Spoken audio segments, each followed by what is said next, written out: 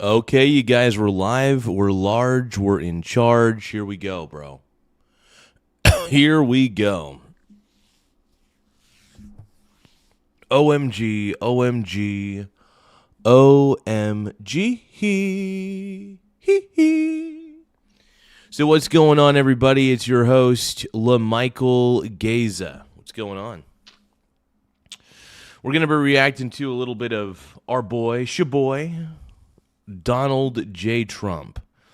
Now, we all know that I talk very fondly, maybe a little too fondly of Trump. I do love him. I think he's the man. I think he's one of the greatest presidents we've ever had. And I think that people don't get it, ultimately. I think that people have a hard time understanding that Trump's the GOAT. And, yeah. I think he's the GOAT. Straight up. Annie, what's going on? My pink brony bros are all in the house right now. Give me a few moments.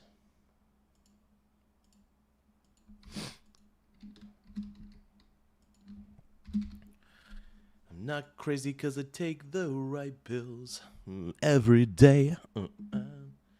Strip with the conscience. Give me a few moments.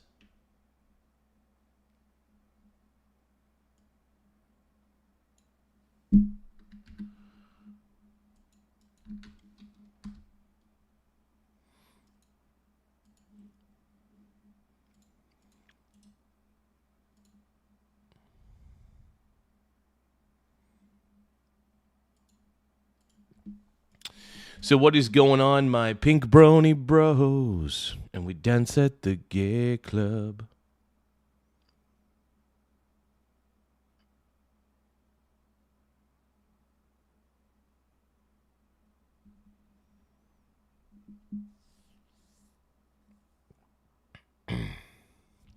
Actually, give me a few moments, everybody.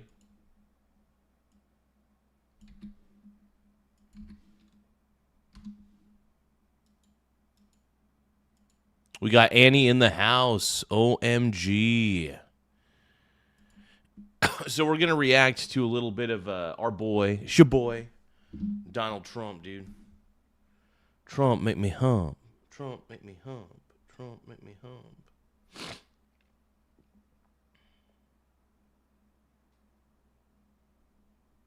So if you guys do end up sending any super chats, just let you know, I will read them live on the show. That is something we like to do. Any super chats we receive, we will read them live, and we will highlight them too. So just so you know, we highlight those super chats, man. We get them. Shaboy. Give me a few moments, everybody. We're going to pull up a little bit of additional content here.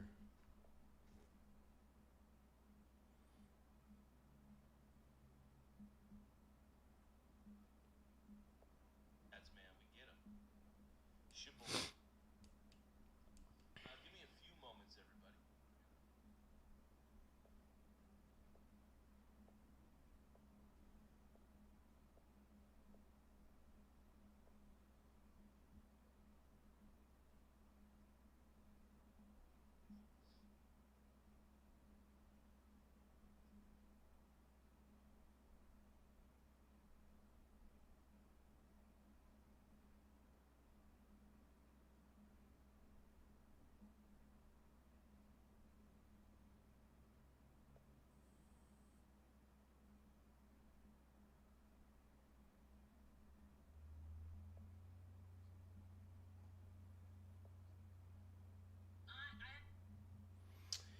Happy poop, yum yum.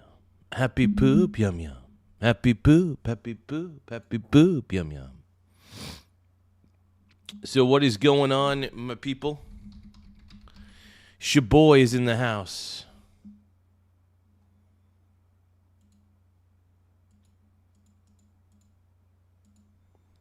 Get it, dude. Okay, so we got what are we watching here?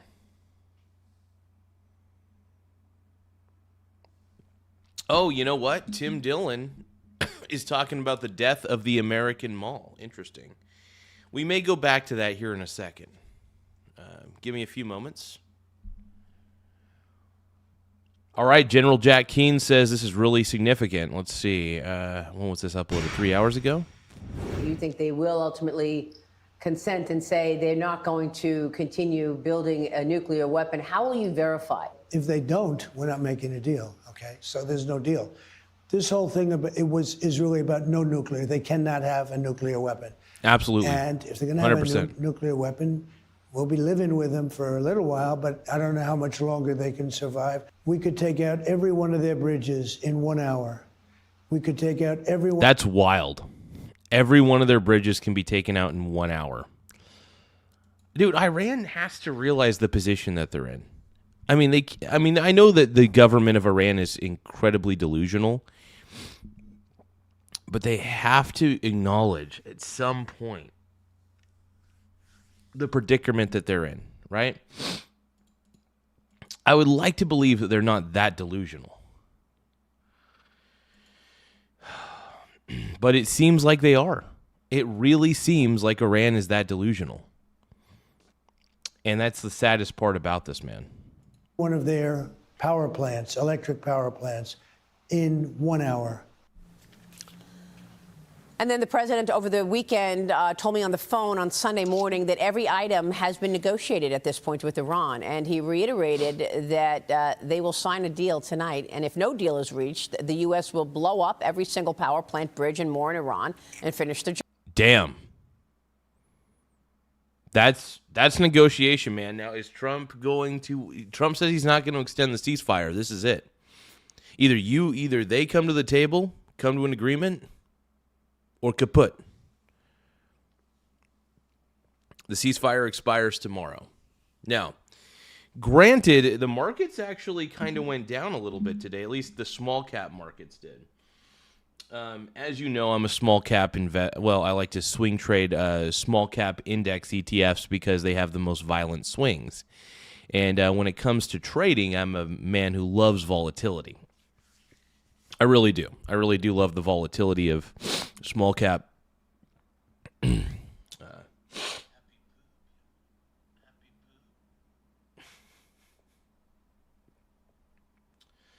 me just a few moments, though.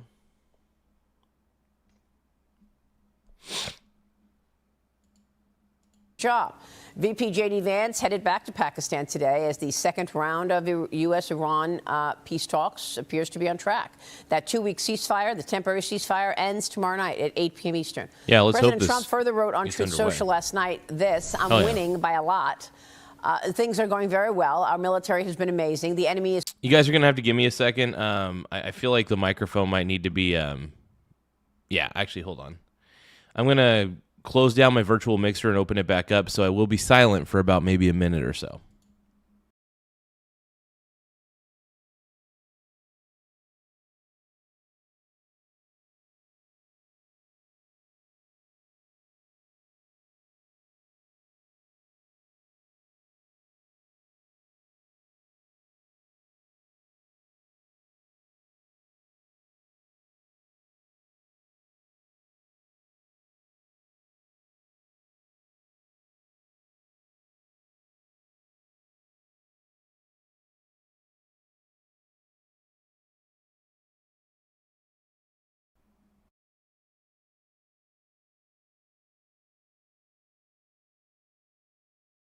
Hello, hello. I think I'm back. Here we go. Give me a few seconds. is confused. The blockade, which we will not take off until there is a deal, is absolutely destroying Iran. Joining me now is Fox News senior strategic analyst and chairman for the Institute of the Study of War, General Jack Keane. General, great to see you. This blockade was General so significant, Jack, baby. And I know you My agree. man's jacked. And look at the price of oil and gas since the president put that blockade in the Hormuz Strait in place on April 13th. What else do you believe this has affected, this blockade? Well, certainly it's given us leverage going into the negotiations. Yeah. That is really significant. I mean, the Iranians, when they shut the Strait of Hormuz, they got what they wanted. The war stopped, and we went to a ceasefire.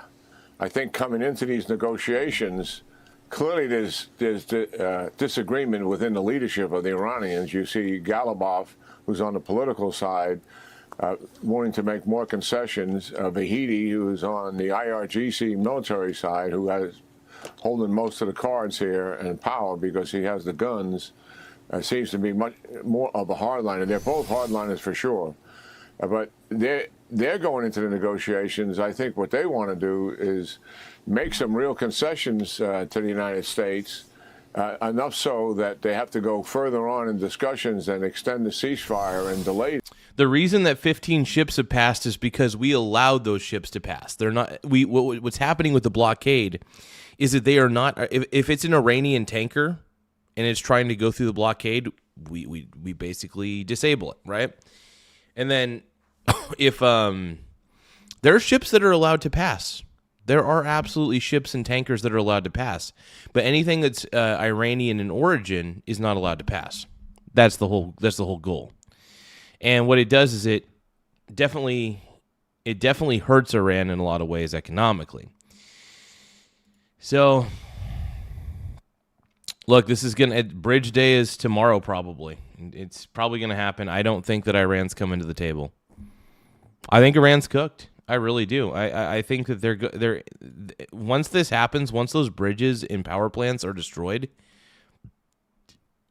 it's game over for Iran. Iran is officially cooked at that point. It is, and possibly get more concessions out of the United States in doing that. I think that likely their strategy, don't know for sure, but speculating based on the history here of how they love to drag out negotiations. So the two sides will meet, it looks like. The Wall Street Journal is indicating that the Iranians, while they've not made a public statement that they're coming, they certainly notified the Pakistanis that they're coming, and they're the hosts. I think they may bring a larger delegation this time because the last time they weren't able to make any decisions. I suspect they need to make some decisions in front of the Americans as opposed to rushing home to check signals again. So if these discussions are going to be meaningful, they're going to have some decision makers there. But look at the president's got a lot of wind at his back here. He's got the leverage of the blockade for sure, and that has had a great impact, as you're indicating right now, in terms of oil prices. But more importantly, what we have done here in the blockade, what it's about, is shutting down all of Iran's exports.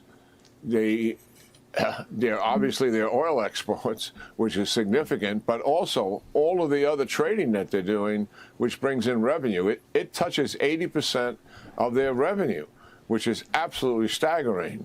And the other...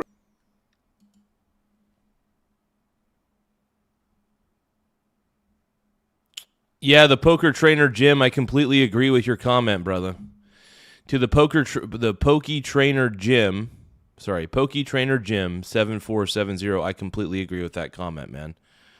I completely agree with your chat on there. The other leverage we have going into the talks, and significant, is the threat of return to full combat operations. And the president doesn't seem to indicate any hesitation about that at all. If we don't get a deal, we're going back into combat operations, and the blockade will stay in place. Yeah, if no deal happens, man, I feel bad for Iran if no deal happens. Like, if Iran does not agree to the terms, and here's the problem, though. Even if Iran agrees, are they actually going to honor the terms? And here's the thing. What happens if they don't honor it? Because if they don't honor the terms, you bet your ass Trump is going to blow up some stuff. It's likely going to happen. So Iran really does have to be on their best behavior on this one, straight up. Look, Iran's government has been the number one state sponsor of terror for a long time. They ordered the execution of citizens who protested their regime, and they were enriching uranium to near weapons grade levels. So I think Iran had this coming. Yeah, their entire Pokey Trainer Jim, dude, their entire leadership in Iran is cooked. I love it.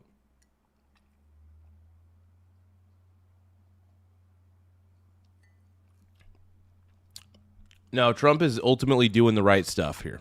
He's doing the right thing. That's a lot of leverage going in there. Plus, they know very much now. Listen, the last couple of weeks, they're obviously be able to move freely. They're able to talk to all of their subordinates. Yeah. They're able to visit certain things and make an assessment. They know, Maria, how much damage has really been done to them. It's no longer watching international reporting and getting generalities. They have the specifics. Yeah. And that is significant. And that's another pressure point that's on them as well. Yeah, and the president keeps saying, look, we destroyed their Navy, we destroyed their armed forces, but Iran wants these sanctions lifted. Obviously, it's killed their economy.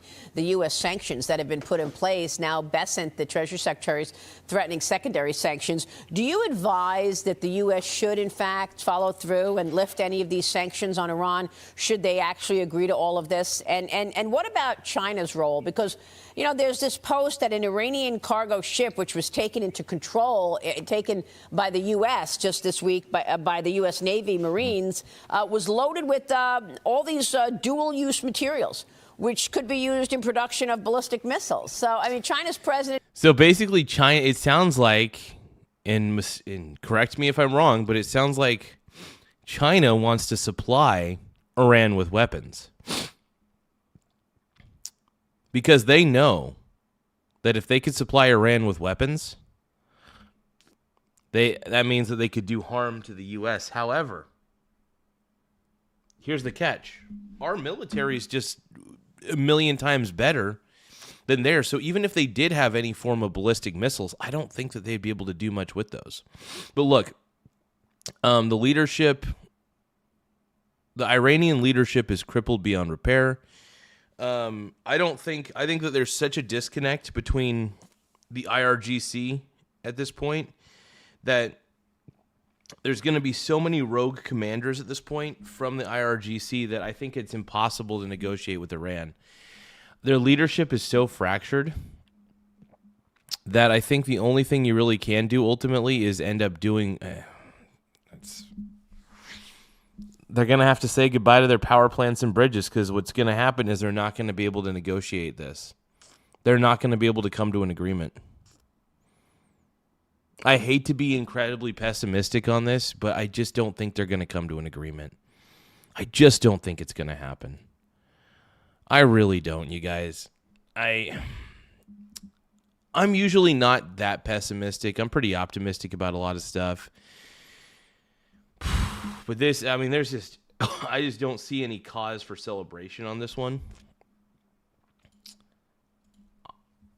I just don't see that there's really a way out here. There's just no way out for Iran. Iran is cooked. And I will say this, though. A weak Iran is a good Iran for the Middle East. That means they can't do any more damage and they can't sponsor terrorism anymore because they're too busy cleaning up the rubble. But, yeah, they're going to... Power plants and bridges, I mean... Power plants and bridges, man. If they don't come to the table and actually agree to this, Trump's going to have to do what he has to do. Straight up. And, yeah, I support Trump on this one.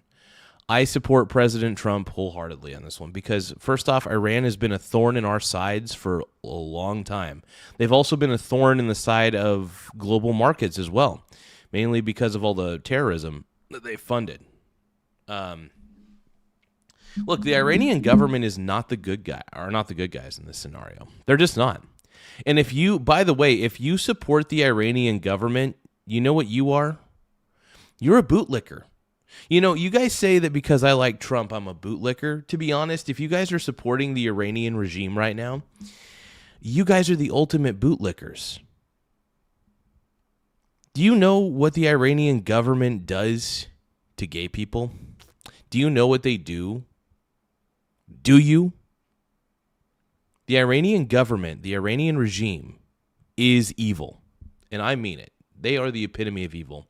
They believe in dystopian, evil ideas. And they would love nothing more than to nuke the U.S. and nuke their neighboring allies. And like I said, if they can't reach the U.S., they'd be more than happy to nuke Europe. So honestly, the U.S. getting rid of the near weapons grade enriched uranium was actually a positive. It was a plus. So, you know, if you get it, you get it. If you don't, you don't. Some of these woke people don't understand. That's okay. Woke people don't get it. And that's okay. The woke people don't get it. We got Larson Christopher in the house. What's up, Brony? Xi Jinping had a phone call with the Saudi Crown Prince Mohammed bin Salman yesterday. He's calling for a, quote, immediate and comprehensive ceasefire in the Iran conflict and for the Strait to open. As new U.S. intelligence finds... Yeah, the Strait of Hormuz does need to open, by the way. It does need to open sooner rather than later. Beijing is considering giving Iran advanced X-band radar systems, which would significantly improve Tehran's ability to track... Whoa, CNBC interviewed President Donald Trump an hour ago? Dude, after this video, we're watching that. Incoming threats.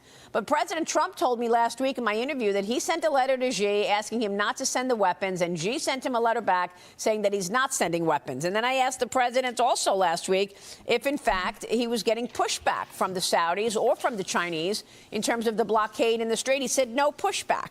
But that Iranian cargo ship that was... Hey, by the way, if you guys think that Donald Trump and the U.S. military are on the right path in getting Iran completely, getting rid of the Iranian regime, double tap the screen to like the stream. The more likes we get, the better. But yeah, if you guys can, double tap the screen to like the stream. It does help the channel grow, so the more likes we get, the better. We're trying to get to at least 30 likes in the next 30 minutes. Once again, we're trying to get to 30 likes in 30 minutes. So please double tap the screen to like the stream if you can. Once again, we're trying to get to 30 likes in 30 minutes. So thank you guys for your assistance. We're a smaller channel. We're trying to grow as much as we can. But Trump's on the right path, man. I think Trump and the U.S. military are absolutely on the right path. Absolutely, 100%. Was seized, apparently had all of these Chinese dual-use ballistic missile production items on it. General, your thoughts there? And, of course, I want your guidance on whether or not Iran walks away and gets these sanctions lifted. Yeah, well, certainly, our demands are pretty formidable. I mean, we want them to give up the enriched uranium, dismantle all of their capabilities to enrich uranium, and we'll have to be there to verify that.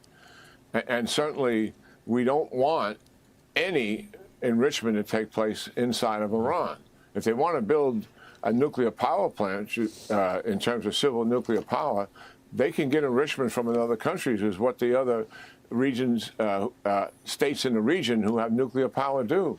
And that's a 1, 2, 3 agreement to be part of the non-proliferation treaty.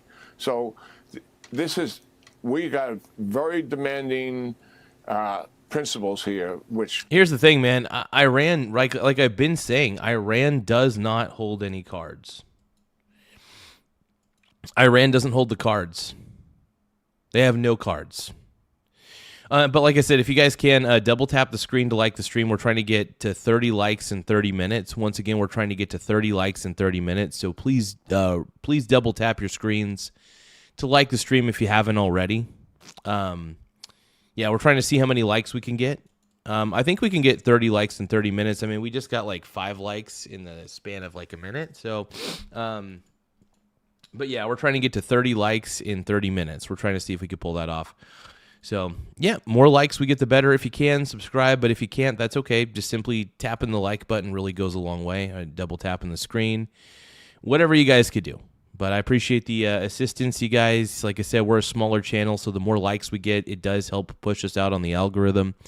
So once again, you guys, double tap the screen to like the stream. It really does help quite a bit. Let's keep watching. Clearly is centerpiece in the president's mind, and that is no nuclear enterprise here whatsoever. The second thing is removal of certainly their hold on the Straits of Hormuz and a public declaration to that. Right. When it comes to sanctions, I think what we have to do is recognize their behavior. They say one thing, right, they may sign a document, but what they do is really the critical thing. We have to have... By the way, if any of you guys in the chat actually think that... If you guys think that Iran has the upper hand, you guys are foolish. If you guys really believe that Iran has the upper hand, that is so freaking foolish. It is extremely foolish. Anybody who thinks that Iran has the upper hand, I don't know what sort of drugs you're on, but I don't know if I want those. I don't know if I want that. Anytime, anywhere inspections, but we don't remove sanctions until we are able to verify that there's actually behavior change. And that would be sometime down the road. It's not going to happen immediately. We have to see that with our own eyes, that behavior is changing. China is... I don't think Iran's changing their behavior. I don't. Iran's too set in their dystopian ways. Iran's just cooked. Iran is cooked, man. And thank you, the Pokey Trainer Jim. Thank you for saying I'm awesome. I appreciate that. But yeah, it's over for Iran. I think the sooner Iran admits their defeat, the better. But yeah.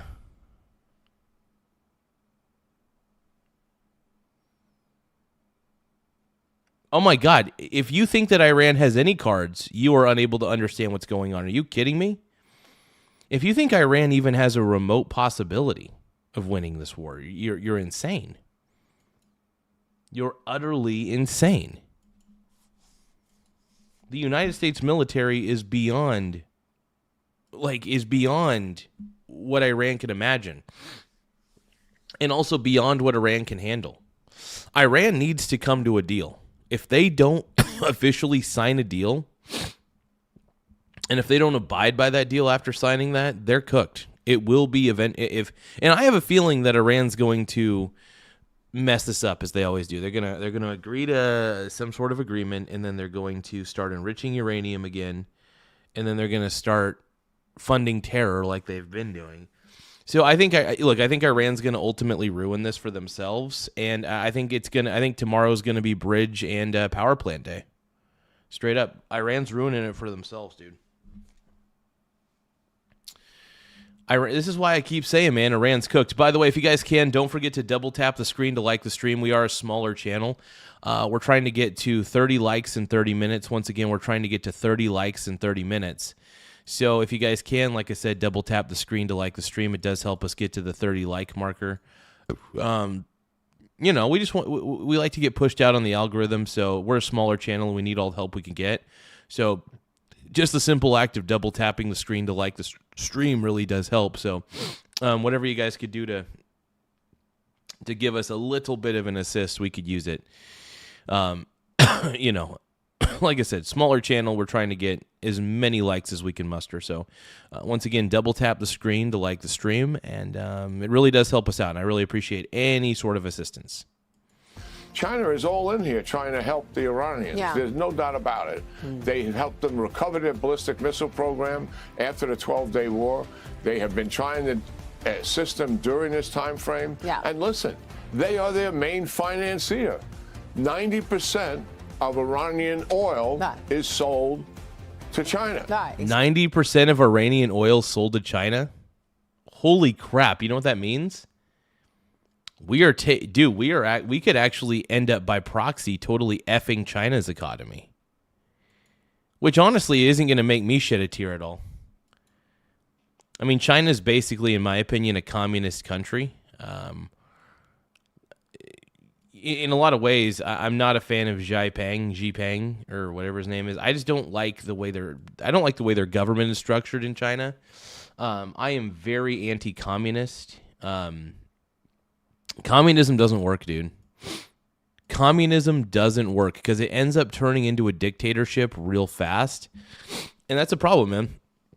Because once a communist or a socialist get any ounce of power, once they gain any ounce of power, they end up becoming so authoritarian. It's like it's the oldest story in history. Is communists love controlling other people. Communists and socialists by nature have no control over their lives typically, and because they believe in socialism and communism, they believe that they have every right, through their narcissism, of course, to control and manipulate other people. It's as simple as that.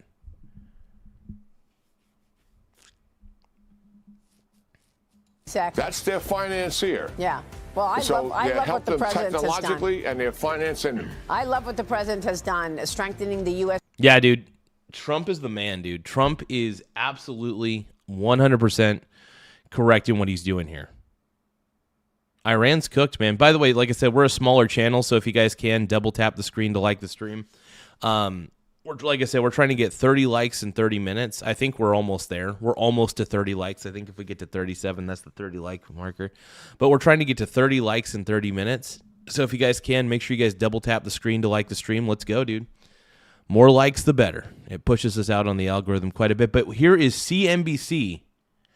CNBC's full interview with President Donald Trump. This was released about an hour ago or so on their YouTube channel.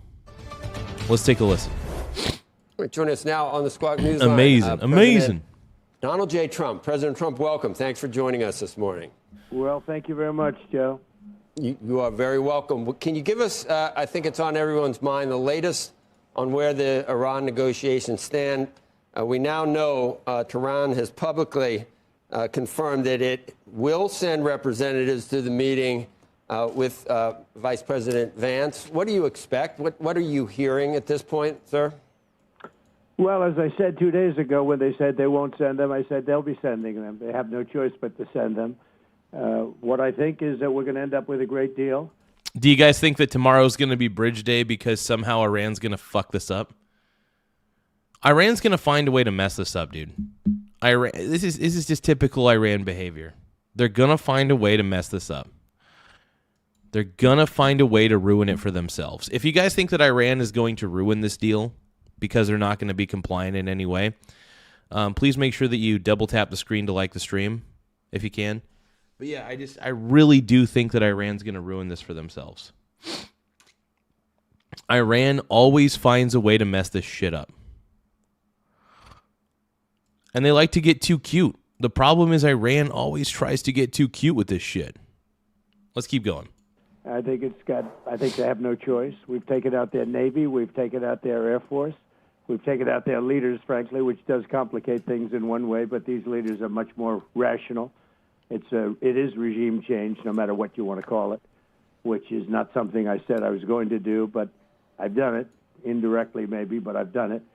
And I think we're in a very strong negotiating position to do what other presidents should have done during a 47-year period. We have 47 years where these bloodthirsty people have been killing a lot of soldiers, a lot of our soldiers, and a lot of other people. They've killed 42,000 people over the last 2 months. That's crazy, and that's one of the reasons why they did the internet blackout, so that way they could publicly execute protesters. Trump is right on that. 42,000 people. And it's so funny because these leftist fools, all these foolish leftists, continue to defend the Iranian government. Isn't that insane? They hate Trump so much that they would rather support one of the most murderous regimes of all time. This regime in Iran is killing their own citizens for protesting the existing regime. Like, this is why I'm done talking to leftists, because they are just, the left is too insane. The left is too insane to deal with. I can't do it. I can't take the left seriously. This is why I don't vote Democrat. This is why I can never vote Democrat, because the left is not serious. The left can't be taken seriously. By the way, we're a smaller channel, so if you guys can, double tap the screen to like the stream. We're trying to see if we could get to 30 likes in 30 minutes. We've done a pretty good job of getting a lot of likes. We're trying to get 40 likes total, but we're trying to get 30 likes in 30 minutes. So if you guys can really help us out, just double tap the screen to like the stream if you haven't already. We're a smaller channel, admittedly. We're trying to grow, and we're trying to get pushed out onto the YouTube algorithm quite a bit. So just the simple act of double tapping the screen to like the stream really helps this smaller independent channel kick a lot of butt. We're trying to kick butt, basically. So whatever we could do, whatever you guys could do, I really appreciate all the help, you guys. Let's keep watching. And, you get to a point where people don't want to mention that. They don't like mentioning that 42,000 unarmed protesters. 42,000 unarmed protesters. That is wild. Iran's terrible, dude. Iran's government is utterly terrible. Like, I really am sick of Iran. Like, the more I learn about Iran, the more I learn about their asshole Ayatollah, the sicker I get. I just get sick to my stomach the more I learn about Iran. I should say Iran's government. Disgusting. Absolutely disgusting.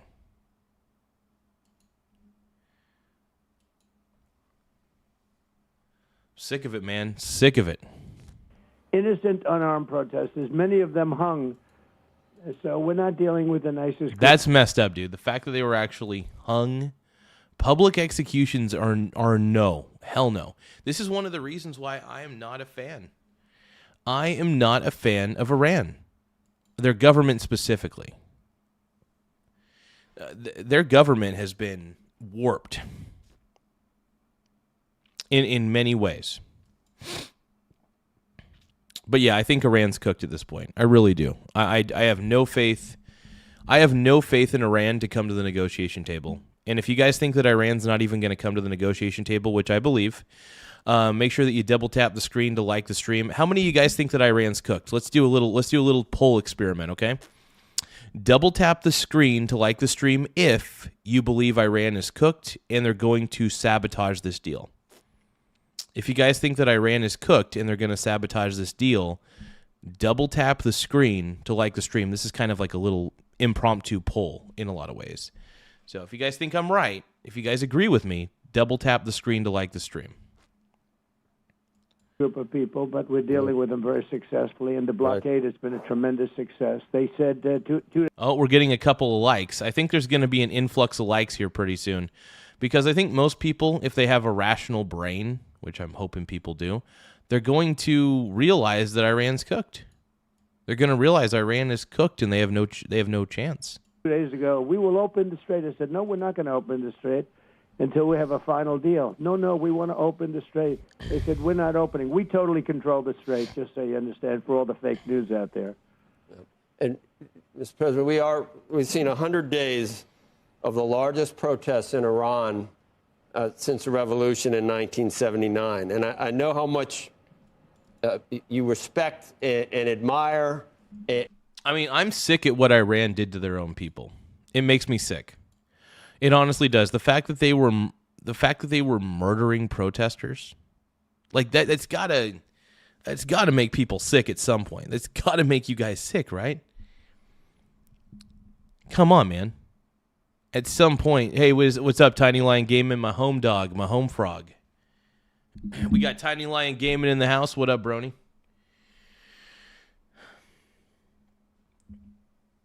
Look, Iran is cooked. Whether you guys want to admit it or not, Iran doesn't stand a chance. You know it. Let's keep listening. And are concerned with the Iranian people themselves. And this is, I think, in large degree, one of the reasons you decided to embark on this whole thing, maybe among other things, but the timing was right. If we get close in negotiations right now, but the deadline for the ceasefire is tomorrow, if it looks like things are progressing, will you not necessarily extend it to a definitive amount of time, but will you let it keep going if there's progress in the talks before taking... Well, I don't want to do that. We don't have that much time because by the time both parties get there, as you know, they just got the okay to go forward, which I knew they were going to do anyway.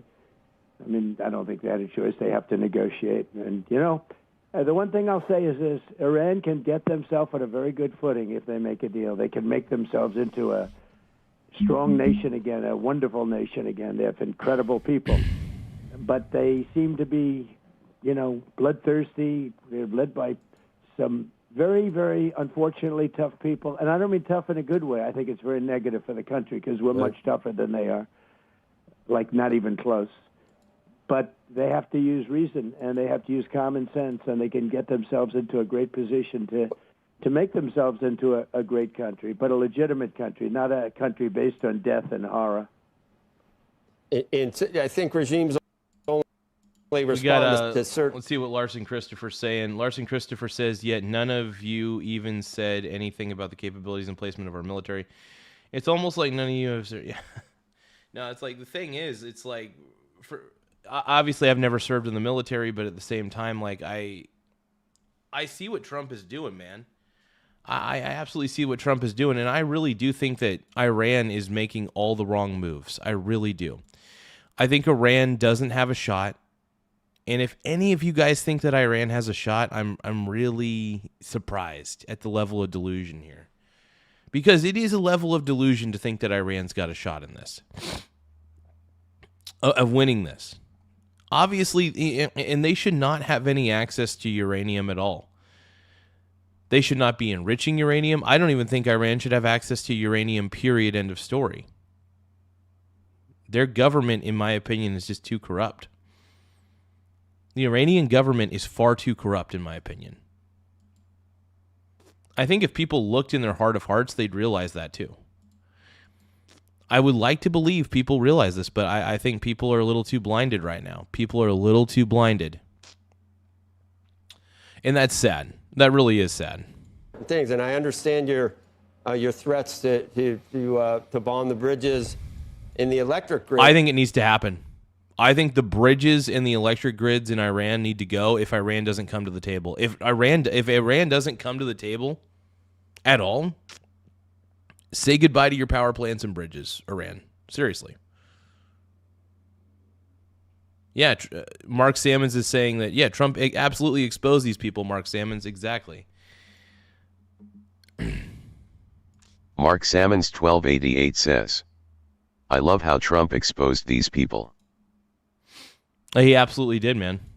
He absolutely did, 100%.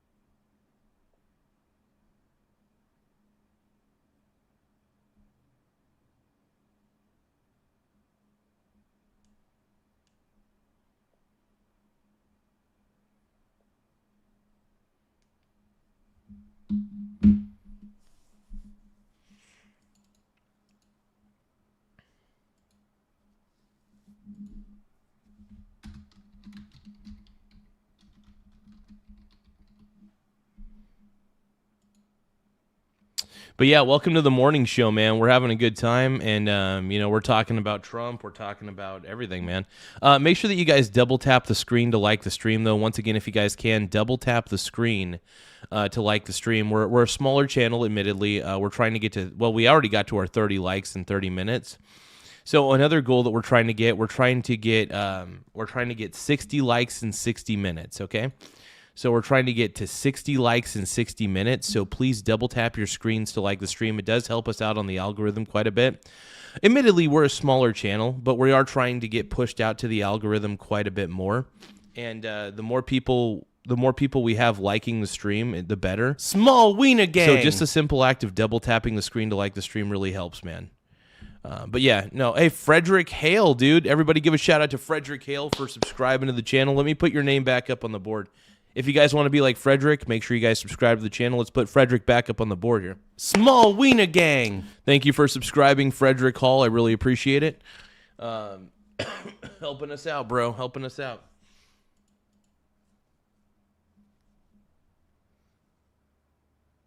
I really appreciate it, man. To all the people who have subscribed to the channel and liked the stream, I mean, I really got to say I appreciate you guys quite a bit. Like I said, we're a smaller channel, so if you guys can, double tap the screen to like the stream. We're trying to get to 60 likes in 60 minutes. I think we could pull it off. Yeah. Dude, Danny Karts, my channel is awesome. What are you talking about, bro? Danny Cart 6701 This is the greatest says, channel ever, dude. Your channel sucks. This is the greatest channel ever, dude. We are pro-Trump. We're pro-MAGA. MAGA is still alive, by the way. MAGA is still alive. We're pro-Trump. We're pro-MAGA. We're anti-Democrat. We're tired of the Iranian government. Yeah, so there's every reason to subscribe to this channel and double tap the screen to like the stream. Every good reason that you could think of. Every good reason. We're on the right side of history, man. This channel is on the right side of history, ultimately. This channel, I'm going to say this right now, is on the right side of history, and I think you know it. I think you know it.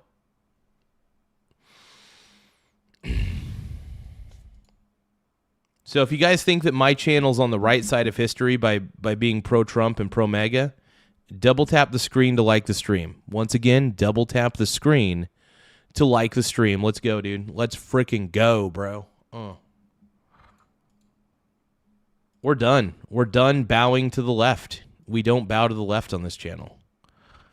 That is one thing we do not do. We do not bow to the left at all. But I don't think the regime cares about the people of Iran. And if you did that, I'm sure it's the last thing you'd probably want to do, but it would hurt at least some of the people that we care about and why we embarked on this in the first place. So that would be, I'm sure, a last resort for you.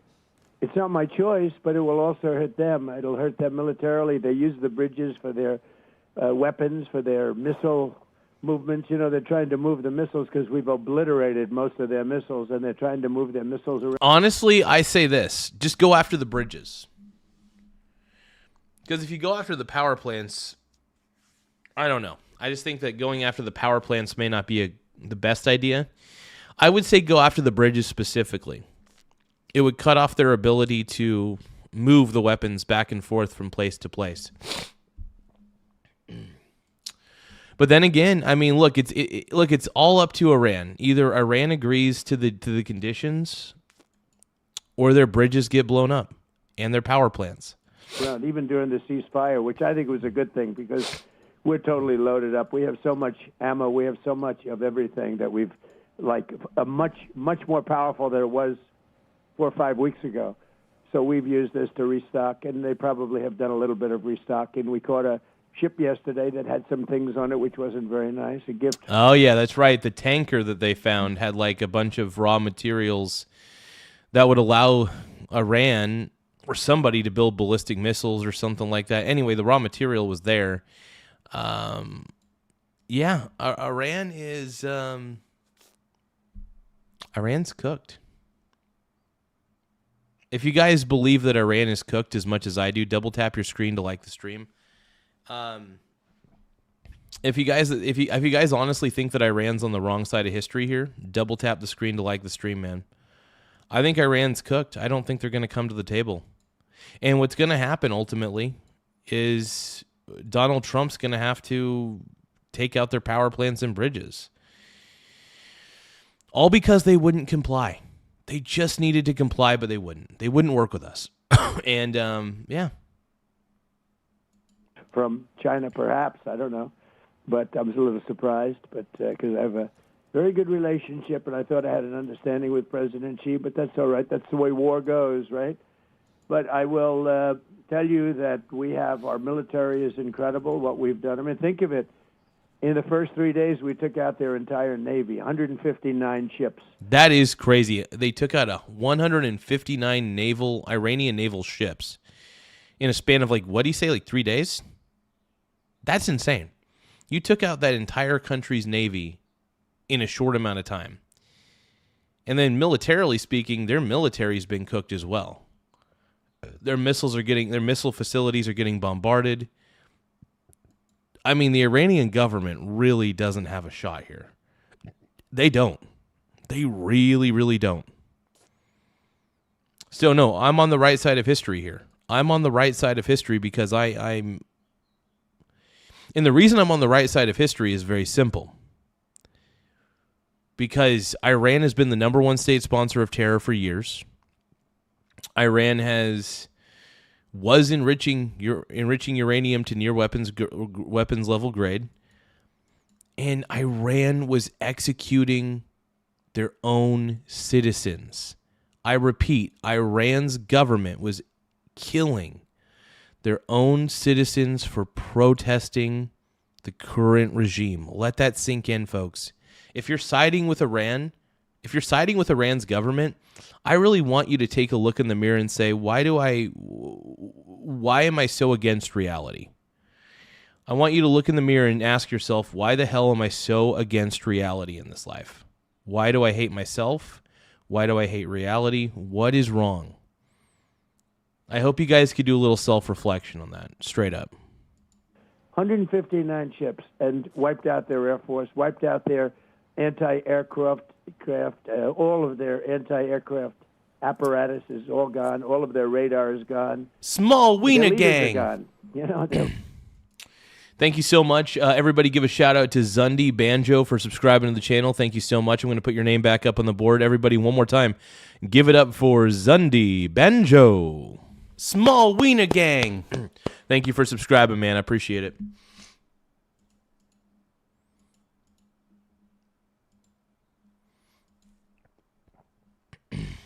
But yeah, I mean, this is wild, dude. Anybody who, and by the way, double tap the screen to like the stream to help us out. We're a smaller channel. The more likes we get, the better. So we're trying to get to 60 likes in 60 minutes. So just make sure that you double tap the screen to like the stream. We're a smaller channel. We're trying to grow as much as we can. The more people who like this stream, the more the stream gets pushed out on the YouTubes. So, like I said, if you guys can help a smaller channel out, double tap the screen to like the stream, man, and let's keep going. the leaders are gone. The whole thing is gone.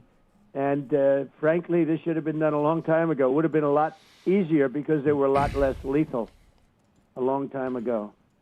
So to be clear, you're saying that you need at least the prospects for a signed deal today and tomorrow, or else you would resume bombing Iran.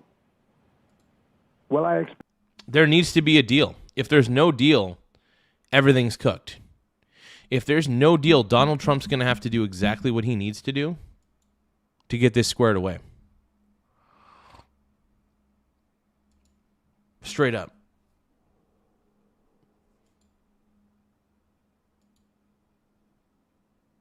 I think you know I'm right, man.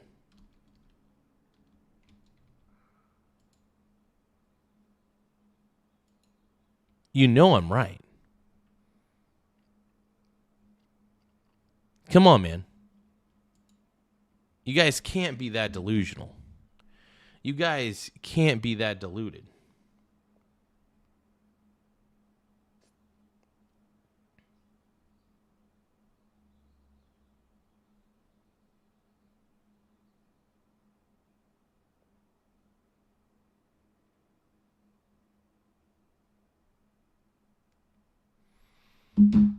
But either way, Iran's Navy was cooked from the get-go. I mean, Iran just doesn't have a shot at this point.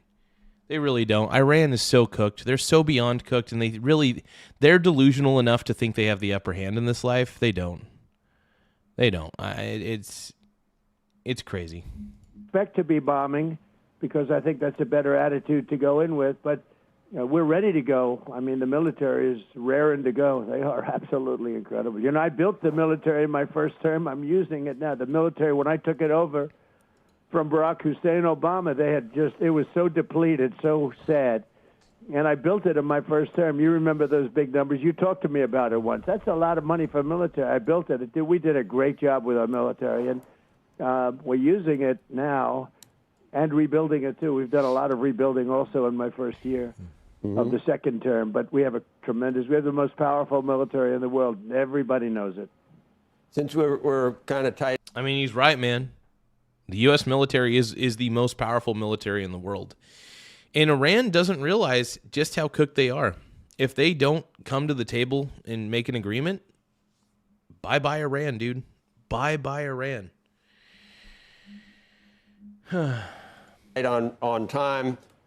Can we just talk about what something else happening today, and that is your pick for Fed Chair Kevin Warsh on Capitol Hill. We've had a couple of guests today say the best thing that we need now is for Jay Powell to leave in May, like he's supposed to, and to have Kevin Warsh in as Fed Chair for that next June meeting. But we still have this Justice Department probe hanging over. And I've seen things that you said in recent interviews, Mr. President. Dude, the war has been essentially won. Are you kidding me? Claude, you know that Iran's cooked. They took out the entire Iranian Navy. They took out majority of the military for Iran. Of Iran. Pretty obvious. It's pretty obvious to me that Iran has lost this war. They've lost this conflict. And if you can't see that Iran has lost, I don't know what to tell you. I don't know what to tell you. I mean, I don't know what your levels of delusion may be, but if you can't tell that Iran is cooked,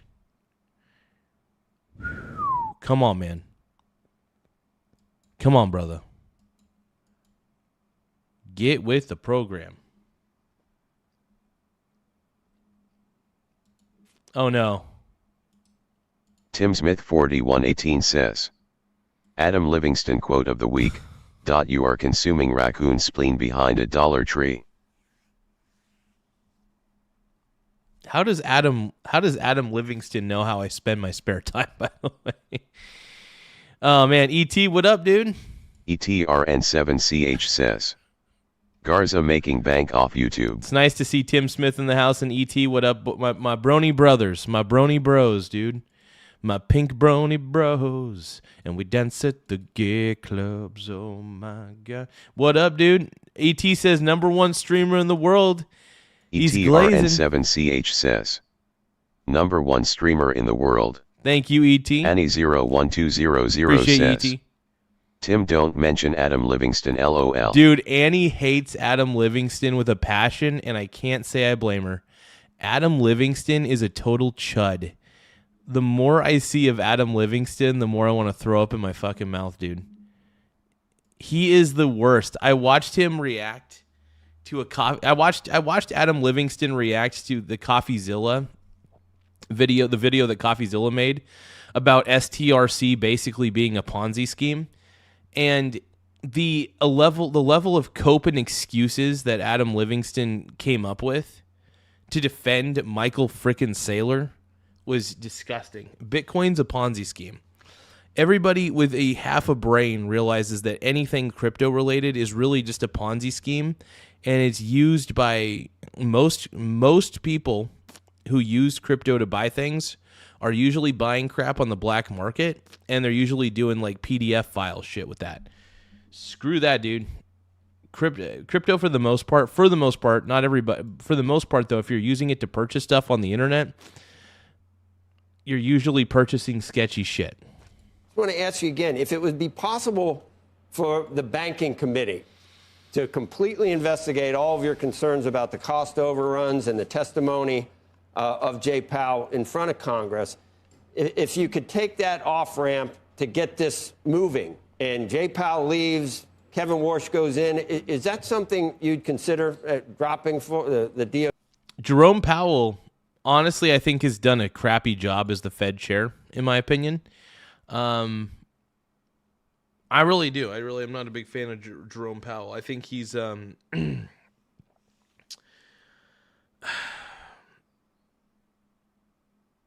I think there are times to lower interest rates. I think there's times to just keep them where they're at.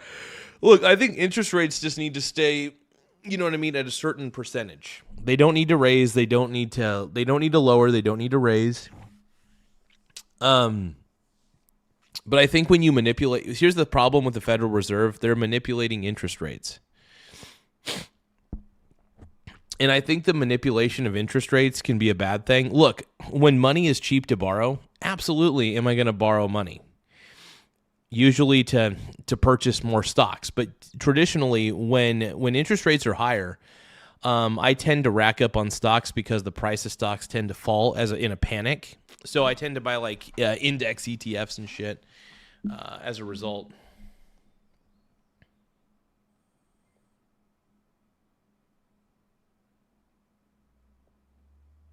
Give me a moment, my brony bros, dude. I hear the voices go, following footsteps down the hall. Anyway, let's keep going. DOJ probe to let the banking committee handle it.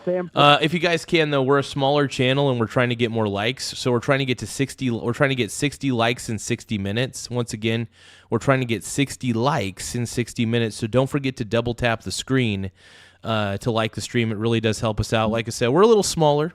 We're a smaller channel, admittedly. So yeah, the more likes we get, the better. So if you guys are liking the stream, double tap the screen to like the stream to help a smaller channel out. If you guys think that Trump's the man, double tap your screen. If you guys think JD Vance is pretty cute, double tap the screen to like the stream. Let's go, dude. You guys think J.D. Vance is hot? No, just kidding. But no, if you guys can, though, double tap the screen to like the stream. It does help. Point, Joe, from the standpoint that we have to find out why a small building cost close to $4 billion. It's not finished, by the way. They have a long way to go. They ripped down the most beautiful ceilings. They'll never build them again. The most beautiful, thick, 1.5 foot thick walls of solid masonry. They're never going to be built again. They put Trump had me at thick, dude. Trump had me at thick. 6-inch sheetrock walls, and they say, ooh, 6 inches. So we have no insulation. It's not in the budget. I mean, these walls, they had the best. That building was so beautiful. I would have fixed that building. I would have had it brand new, beautiful for $25 million, and they're going to spend close to $4 billion, maybe more. That's crazy. Crazy. More than that. I don't know. It's not finished. In fact, I looked at it the other day. I'm afraid Kevin will have to have an office next to me in the White House because that building's not going to be done. He's not going to be able to use that building for a long time. And, you know, he had a complaint. He said, I didn't realize this. He said the saddest thing is they ripped down the best building. He said there was a building that had beautiful boardrooms that he used many times when he was there, that beautiful boardrooms and meeting rooms. It was so beautiful, the nicest in Washington. Oh, what happened? Hold on. He said they ripped it down. And maybe they did that to save money, like the Gavin Newsom, the railroad, where they made it shorter in order to save money, but it's still 25 times over budget. But the worst I've ever heard is the railroad in California, and I think this might. Oh yeah, didn't they like spend billions and billions of dollars to make like some sort of railroad in California, but nothing ever got done? Essentially, it never got out of the planning phase, and they spent billions and billions of dollars for no progress. Basically, this is one of the reasons why I do not believe in giving government any money. I believe that if you give government money, this is why I don't believe in high taxes, that government is so corrupt that government ends up using the funds in my opinion, terrible ways. You can't trust the government, man. And this is why you can't tax away a problem. I do not believe you could tax away a problem. This is my problem with Democrats, and this is why I don't take the Democrats seriously. One, they believe that communism works. It doesn't. Another thing is the Democrats have lost their collectivist minds. I don't even like to interact with Democrats anymore, especially at those anti-Trump rallies. I don't even go near them, dude. I don't even go close to those. Because I just think they're too insane. They're just too out of their minds.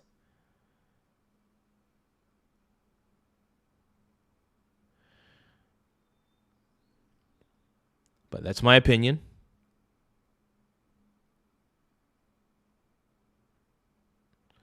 Dude, MAGA is not dead, dude. If you guys think that, by the way, if you guys think the MAGA movement is still alive and kicking, which I do believe, by the way, if you guys think that MAGA is still alive and kicking, double tap your screen to like the stream. Once again, if you guys firmly believe that the MAGA movement is still alive and kicking, double tap your screen to like the stream. We got to show these liberals. Like, we're at 58 likes right now. That's the marker.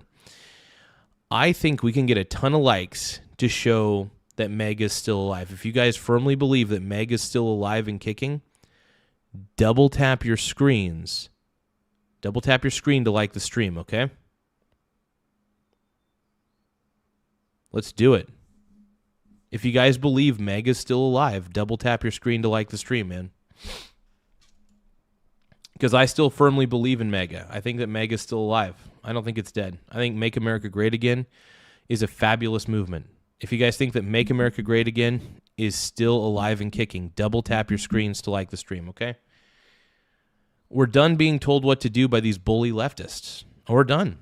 So double tap your screen to like the stream, man. We're tired of being told what to do by the bully left. We're kicking butt, man. So thank you guys for double tapping the screen to like the stream. I really appreciate it. We are a smaller channel, of course. The more likes we get, the better, man. It does help. But yeah, if you guys think the MAGA movement's still alive and kicking, double tap your screen to like the stream, dude. Double tap your screen to like the stream, man. Because I still believe in it, bro. I still believe in it. Might be worse. Think of it. I would have fixed that building. Beautiful. Quickly. $25 million would have been like a brand new building. All the ceilings would have been left. All those beautiful thick walls with gorgeous moldings would have been left. You're going to get a sheetrock ceiling, a sheetrock wall without insulation. They said, sir, insulation Wow, a sheetrock wall without insulation. Shit, is dude. not in the budget. Insulation costs you $100 a room. The whole thing is crazy, and they're at 4. I think it's going to cost more than $4 billion when it's finished. But and it would somehow but Joe. Yeah, it's because it's great. Dude, Trump's the man, dude. Trump calls out the bull BS, dude. That's the one thing. Trump is actually a no BS president. That's one of the things I like about him. He says it as it is. He said he's very upfront, no filter. And this is one of the things, one of the reasons why people like Trump so much is because of his lack of filter and he has a go-getter attitude. He takes massive levels of action. He's a very successful person. Trump's the man, dude. I don't care what anybody says on here. To all the leftists in the chat, Trump's the man. Trump is the man. And if you guys can, like I said, double tap the screen to like the stream.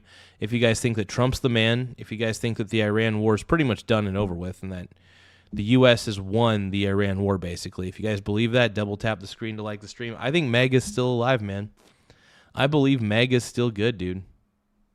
And I still think Trump's our president, man.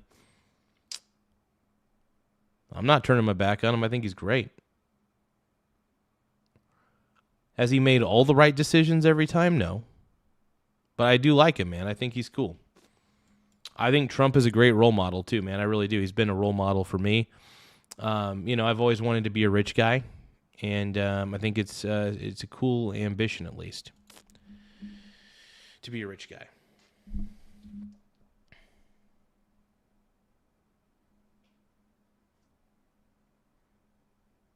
Oh, the markets are crashing even harder. Let's take a listen. Ooh, VSS is down again. Hell yeah. Oh, VSS is really down.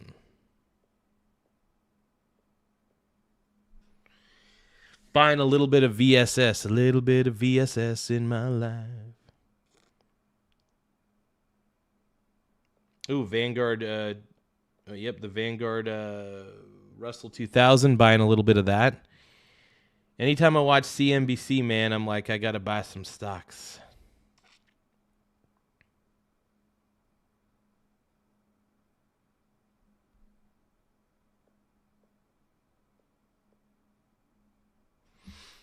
Let's see what the short interest is right now. I love seeing what the short interest on silver is. The short interest on silver's gone up a little bit. Not too much, though.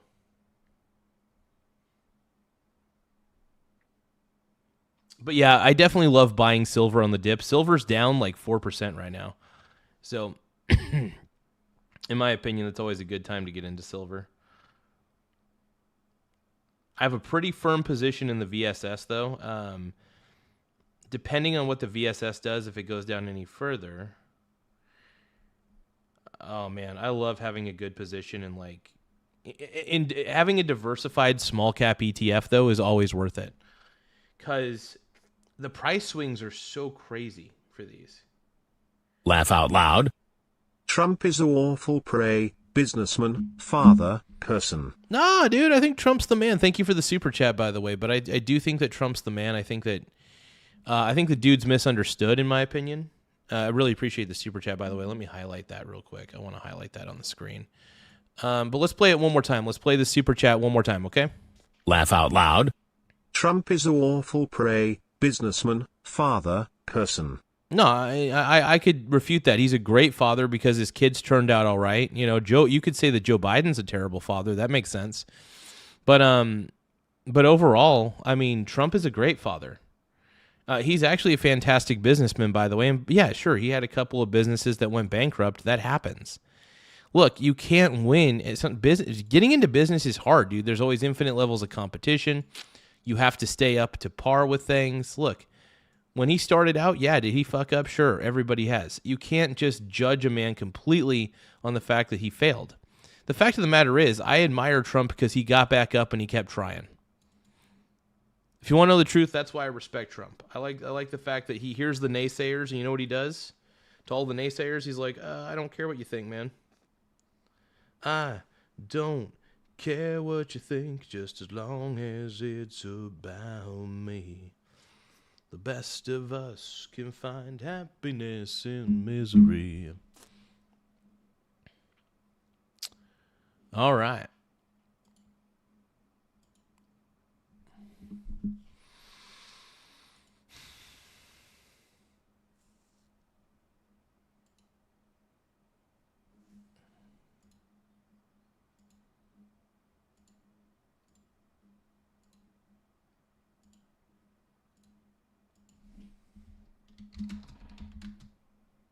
Small Wiener Gang.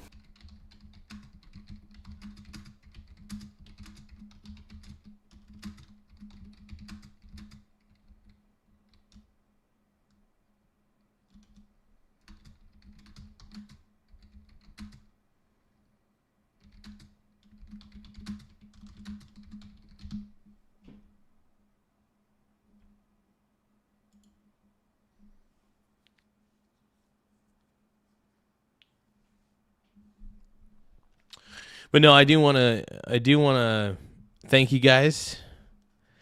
By the way, I was singing a song. It's like an old Laugh song, out like loud. Fall Out Boy song. Lucifer is waiting for Trump to join Kirk in Hades. Hey, you keep Charlie Kirk's name, dude. Keep Charlie Kirk's name out your mouth, dude. Keep Charlie Kirk's name out your mouth, bro. That's fucked up, dude. That's messed up. Keep Kirk's name out your mouth. I did give the super chat a love, but not because I love it, because I just want to acknowledge it. That's all. But look, Charlie Kirk's the man. Charlie Kirk was an amazing human being, and what happened to him was honestly terrible. And I can't wait to see justice be served. I'll say that. Because what happened to Charlie was awful, and did not. He was one of the nicest people ever, and he did not deserve what happened to him. In no way, shape, or form, man. But I do want to thank you, Dark City 2004. I really do appreciate the super chat. We, if you guys want to send gifts or super chats, we always appreciate it. Yeah. We do the best we can on this channel. Let's keep watching Donald Trump, though. Let's watch the GOAT. If you guys believe that Donald Trump is a great president, double tap your screen to like the stream. If you guys are tired of the leftists invading my chat, double tap the screen to like the stream. If you guys are tired of all the leftists invading this chat and making it a worse place. Annie says, R.I.P. Charlie Kirk. Keep in mind, and then Larson Christopher says, keep in mind most of us are not like Charlie, or not nice like Charlie. Yeah, Charlie Kirk was a saint, man. I mean, he wasn't perfect, obviously, but in my opinion, he was as close to a saint as you could get for a modern man. I love Charlie. Somehow we have to find out how this can happen. It's not the first time. How does this happen? Did the contractor make? Look, if you guys are, I'm not gonna lie. I'm still pissed off about what happened to Charlie Kirk. When I think about it, it makes me upset. I do get a little triggered. Don't get me wrong. I get triggered a little bit. But yeah, if you guys love Charlie Kirk as much as I do, double tap the screen to like the stream. That's all I'm saying. Because we're tired of the left. And you know what? Independent channels like this one, we're here to basically say no to the left. We're here to put our foot down. We're not apologizing to the left. We're not apologizing to the mob for how we feel. Okay? We think Trump's doing a great job. We believe in MAGA. So to all the haters out there, look, I'm not bowing down to you. I'm not apologizing to the haters. I'm not apologizing to the mob. Charlie Kirk's the man, one of the coolest dudes in history. $3.5 billion? Right. You know, if the banking committee could take it over. I can't imagine that Too Late is taking money on construction. I can't. But it's possible. But we have to find out, why is a job that should have cost $25 million costing billions and billions of dollars? You know, I built the hotel. It's now the Waldorf. I sold it to Waldorf, and it's now the Waldorf. I built it for $201 million. It's a bigger building than the federal, and it was hotel rooms with bathrooms and, you know, partitions, and it's much more expensive to build a hotel room than it is a nice empty office space, right? And I built that for $201 million. This now is... And this is why Trump's the GOAT, dude. Trump likes to make sure that things are getting done efficiently. He doesn't want to overspend, which is smart. The government doesn't know what they're doing. The government tends to not know what they're doing is the problem. And that's a huge thing, man. This is why they overspend on everything. This is why they don't know how to hire properly. This is why all their systems are obsolete, because all the best minds are in the private sector. All the incompetent minds are in the public sector.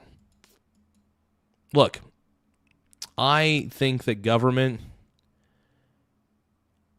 I don't know. I think big government's stupid. I think government doesn't know how to make good decisions. They don't know how to balance a budget. I think the government goes into debt like somebody who has a problem with spending. You know what I mean? So look, Trump's the man either way. Trump is the man either way. Let's keep watching this. 8 years ago or so. But think of it, this building, you look at it, it's a little building. It's over, I think it's going to cost over $400 billion. And here's the thing, it's going to be nothing compared to what it was. They spent $4 billion, and it's nothing. Oh, you guys, real quick, we're trying to get 60 likes in 60 minutes. So we're trying to get 60 more likes in 60 minutes. So if you guys can, double tap the screen to like the stream. The more likes we get, the better. Once again, double tap your screen to like the stream. It really does help the channel grow. We're a smaller channel ultimately. We are a smaller channel. We love reacting to videos. We love giving our honest commentary on this channel. We're all about it, man. We're all about giving our honest takes and honest commentaries to what's going on in the world. And we also like to talk about investing. If you become a channel member as well, we do have exclusive content that does talk a little more about investing and just to get to know me a little bit better in certain ways. I am thinking about doing member-only live streams. That is something that may be coming down the pipe. So, yeah. So I'm excited to do member-only live streams. I think I'm going to probably do that at some point. For now, we're just doing member-only pre-recorded long-form videos. That's pretty much the only long-form videos I'm doing is member-only. So if you guys want to hear a little bit more unfiltered content, don't forget to become a channel member. Compared to what it was beautiful. It had beautiful ceilings. They're all destroyed. They took them down. I don't know why. If the DOJ, though, if this goes forward with Department of Justice and it delays him being confirmed, Kevin Warsh, it's kind of counterproductive for what you're trying to do in terms of changing the MO of the Fed up to this point. So I'm just trying to look for an off-ramp to get for you. Well, it is and it isn't, Joe. You have to find out why a thing like that could happen, because if you have hundreds of projects like that, very few are like this, but if you had hundreds of projects like that, you have to find out why that happens. I mean, because we obviously don't do it right. But like I said, government is the king of wasteful spending. Once again, government is the king of wasteful spending. This is why I don't trust the government. That's why anytime I hear that there's a tax increase in my state or in the federal income tax, I get pissed. Like, I get livid because it's like, why? Because there's taxation without representation. Why should tax rates increase? They shouldn't at all. That's just the thing. Yeah, I don't trust the government to save my life. I really don't. I don't think the only thing I could do is just, be financially free and not have to worry about that stuff. That's one of the reasons why I do what I do. That's one of the reasons why I have multiple streams of income, because you never know. You never know. This is one of the things that we financially teach on this channel, is that having multiple streams of income can be a huge advantage. Yeah.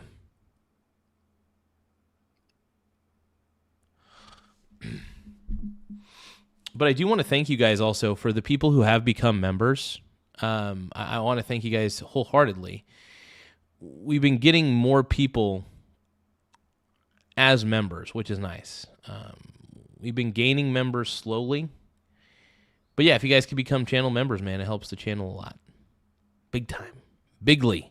Also, make sure that you guys subscribe to the channel too. Not only double tap the screen to like the stream, but make sure you guys tap the subscribe button as well. Yes. So let's keep going. We have some great people in government that can do jobs. I built under budget, ahead of schedule. I'm doing a ballroom now. It's a much bigger job than that, and it's going to cost, depending on finishes, like $300 million. It's a much bigger job than that's ahead of. It's great, man. Trump's just showing how much more efficient private sector is.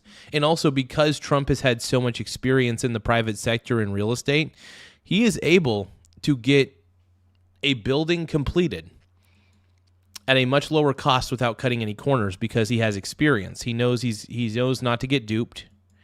He knows how to negotiate a deal. And this is why Trump is the GOAT. That's why the art of the deal deserves all the praise that it gets.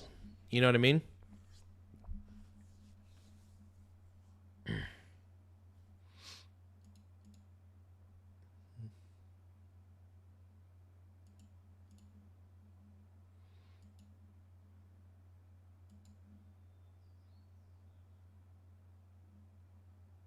Schedule, and I have lawsuits every week from all these people, all the do-gooders that stop progress in our country. But, I'm going to give Becky a chance, Mr. President, to get you to. And you can have some extra time. I know my people said 20 minutes, but you can have some extra time. Oh, thank you, that's sir. that, all right. That's you good. can even put Andrew on the phone. You told me Andrew would not be there.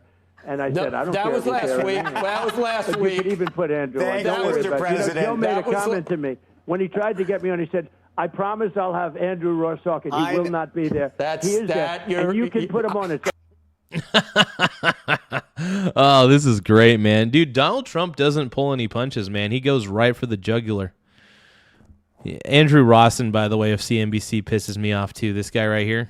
This guy pisses me off to no end. He's such a... cuck. Ugh.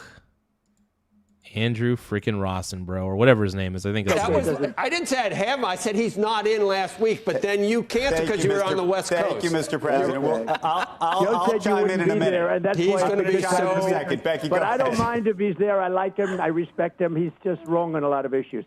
There you Thank go. you. Go ahead. he's just wrong. He's like, I don't mind if he's there, but he's wrong on a lot of issues. That is pretty funny, actually. And look, Trump's like, yeah, I think you're wrong. Great. Mr. President, thank you. Let's talk a little bit about what you. Hi, sir. Let's talk a little bit about what you. By the way, if you guys want to support independent media and you want to support our analysis of the Iran war, don't forget to double tap the screen to like the stream, and also please subscribe to the channel if you could. Please consider that. More subscribers we get, the better. We're currently sitting at 10,192 subscribers. Once again, we're at 10,192 subs. So don't forget that. There is something I'm considering doing, and it's a little ticker at the bottom.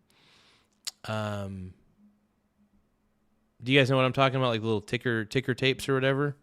So let me see if I could do a text. I'm going to do an experiment here. This is kind of crazy. It's like the ticker stuff, tape, however that stuff works, and it'd be at the bottom. So let me see, and it'll be moving. That'd be kind of cool.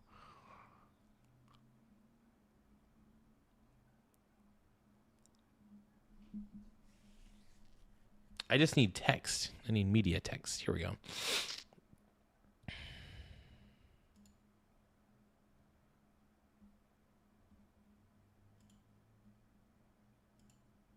Here we go.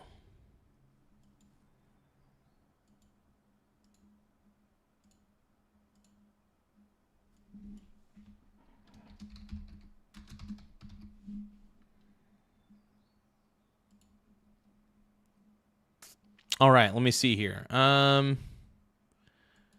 So let me get this straight. We're going to test this out real quick. Hold on. I want to do Times New Roman, though. I prefer Times New Roman as it's my favorite font. We're not doing what's that one that Ryan Gosling was pissed off about with Avatar? What's it called?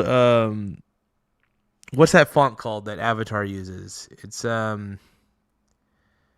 Papyrus. We're not using Papyrus as our text. I refuse to use Papyrus. Wait, hold on. Times New Roman. Okay, we do have Times New Roman. Thank God. I was like, how the hell would we not have Times New Roman? That would be insane. Oh,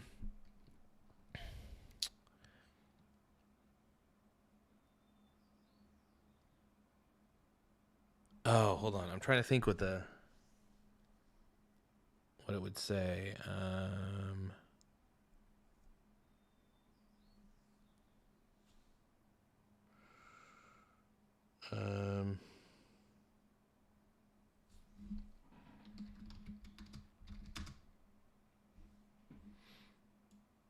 That font's a little too big.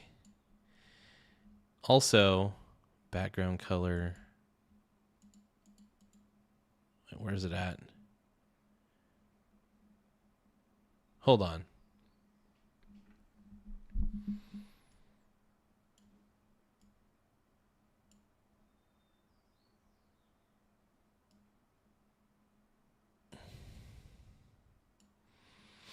So I want to try to put a background on this, and we're experimenting here. We're doing a lot of experiments right now. Many men.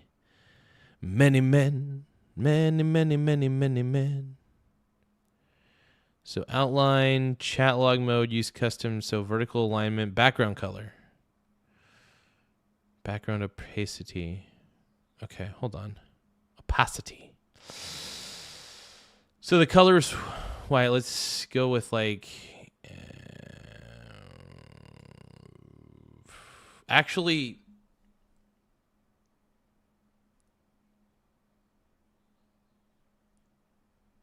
what would be a good background color? So I guess we could go with white on black, I guess.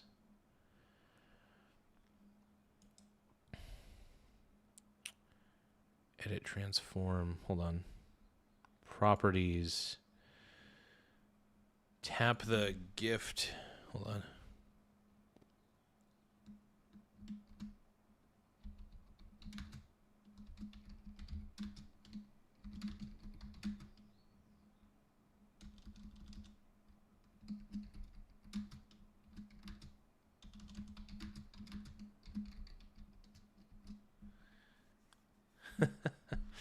It's going to be interesting. So let's lower the font size.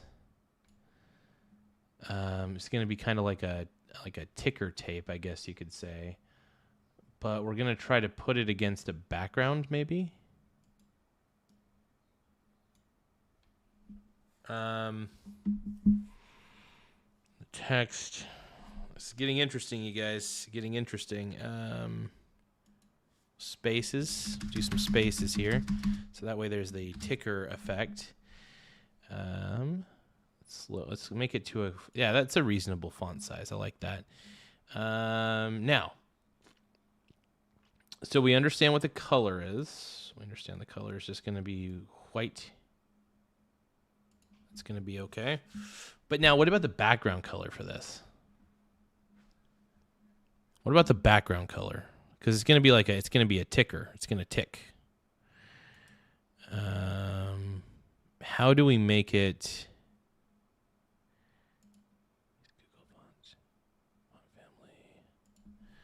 So Times New Roman. No, we'll just use Times New Roman like we're using regular.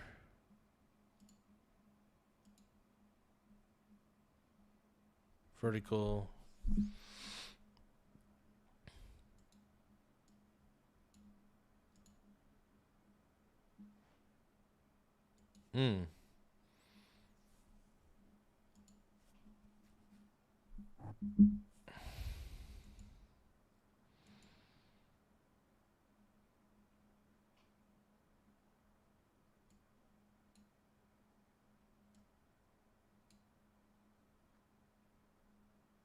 Okay, here we go.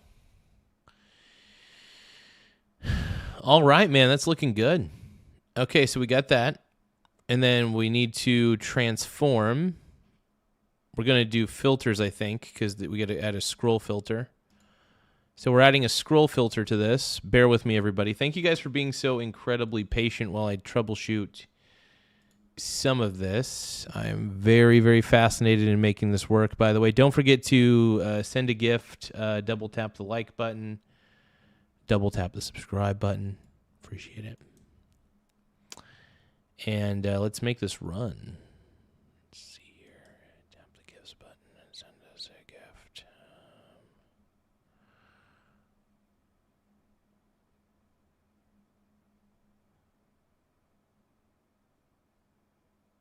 Okay, so we gotta make it move. We gotta make it move, dude. OMG. OMG. Going horizontal.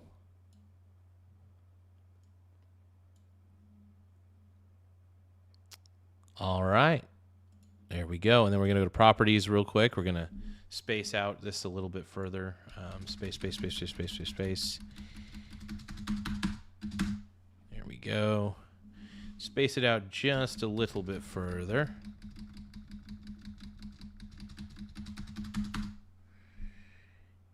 Okay, and that should do the trick. Let's see how that looks in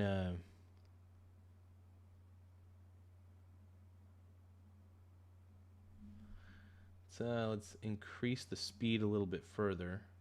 Looks a little jagged to me.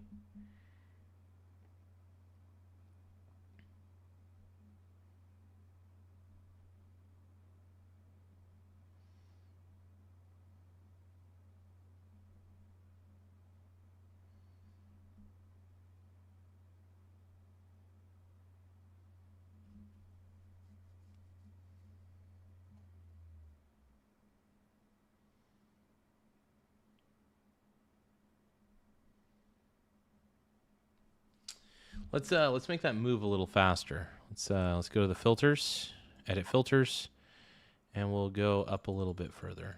How about this? We'll speed it up a bit.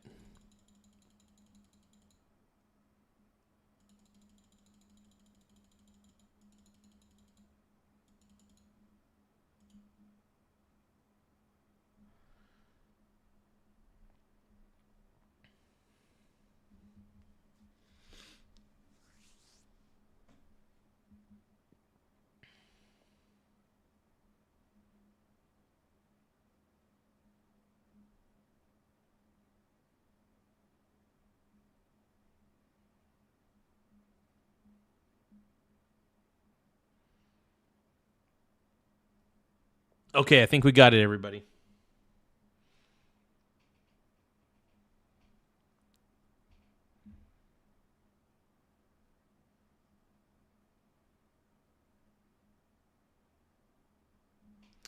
And give me a few more seconds here. Add something to the text.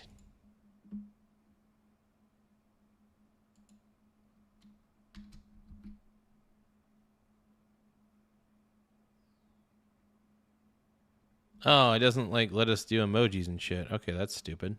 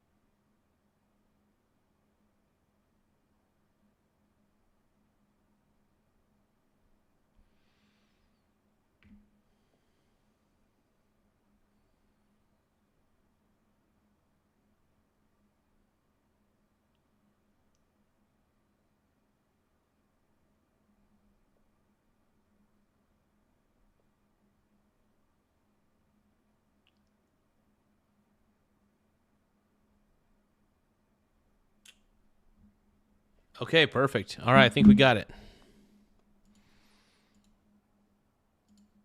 Expect from your next Fed president. There had been a lot of expectations. You've been very clear about wanting lower rates. But with the situation in Iran right now with higher oil prices, most people tell us that that's going to have to wait. The market itself is not anticipating lower rates or any rate cuts until at least the second half of this year. There's only a 41% chance or something of that, according to the market itself. Will you be disappointed if your new Fed chair, if he gets approved, doesn't cut rates right away? I would. But let's talk about Iran first. Iran, I'm looking at your numbers now as I speak. I mean, the market's up. We're going to be at 50,000. That's where we were just a little while ago when it started. And when I hit... Yeah, I mean, look, everything's going to be on the right path, man. I think the markets are pretty forward thinking. Here's the thing. Obviously, the markets are a little bit down today, a little downtrodden, but that's all right because that's bound to happen. But I do think that the markets are still going to be very forward thinking in what's happening. So I think there's going to be a bit of a rebound today, I think, because I think there's going to be real progress. However, I'm not too sure what's going to happen. I mean, either Iran comes to a deal or not. And if they don't, by the way, even if Iran doesn't come to a deal and Trump has to do what he needs to do, ultimately everything ends up okay. And I think most investors are aware of that. Institutional investors are obviously aware of this. And this is why you're going to see positive movements in the markets. Now, granted, I'm glad the markets crashed a little bit this morning. It meant I could get some indices at a lower price, which I'm never opposed to that. I love getting the Russell 2000 at a lower price. I love getting the VSS at a lower price, and got silver at a lower price too. So I'm very happy about getting silver at the lowest price I could possibly get it at. 50,000 on the Dow and 7,000 on the S&P. I said, well, I hate to do this to everybody, but I'm going to have to journey down to a place called Iran and not make sure they don't have a nuclear weapon because they will blow up the world. You want to see a bad stock market? Try blowing up the Middle East and then Europe, and then they come for us, right? And we're not going to let that happen. So I said to my people, they're all gathered, all these wonderful guys, Scott Bessent, the whole group, Howard, they're all doing a good job. I said, fellas, I got a little bad news for you. I'm going to put a little wrinkle in your numbers. Why, sir? We're going down to a place called Iran, and we're going to make sure that they never have a nuclear weapon because they'll use it to blow up, because they're religious fanatics, and they will use that weapon to blow up the world, but they'll start with Israel in the Middle East, and we're not going to let that happen. And they said, wow, that's going to be bad. I said, yeah, it's going to hurt the market, and it's going to drive up the price of oil and whatever it is. But that's peanuts compared to what would happen if we let this happen. And I told them, 47 years other presidents wanted to do it. They never had the guts, the courage to do it. I said, we have to do it. And they understood that, very professional. They're great guys, great people. Jameson's doing such a great job, all of them. And so I said, we're going down and we're going to do our little thing. And we did. And we've, knocked out. We've totally won the war. If you read the New York Times, you think, oh, gee, when are we surrendering? We have totally beat them militarily and otherwise. I mean, I wish you could hear the conversations we have with them. We are victorious. If we left right now, it would take them 20 years to rebuild. And they can't get the nuclear dust because it was obliterated by the B-2 bombers that went in. They never got the credit they should get. They've tried to get down there. We have cameras from Space Force on it all the time. They've tried to get down. They can't get down. That place was obliterated. They did such a good job. The left tries to make it, tries to demean all the time, like, oh, well, maybe it wasn't totally obliterated. It was, and they can't get it, or they would have tried to get it.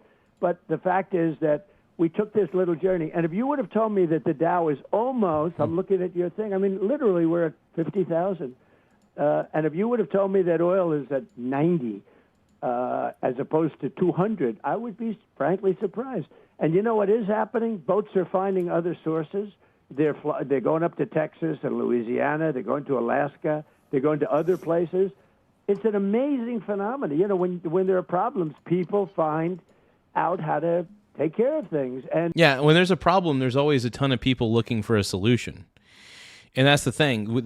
That's why I love entrepreneurs so much, because when they see a problem, one, there's an incentive to make money there, obviously, but you want to find a solution to make the money. You want to find a solution to make your wealth. That's the whole point of being an entrepreneur. I have nothing but respect for entrepreneurs. I love what they do. I think that they're fabulous. And I love problem solvers at the end of the day. I'm really a problem solver kind of guy. And I have nothing but love and respect for problem solvers. I think they're amazing.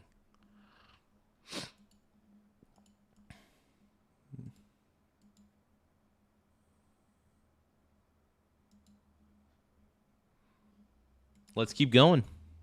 The Strait's very important, but people have found out. I mean, you're taking a look. Look at your numbers right now. I'm looking at where the stock market's up, where it's, look at that, S&P.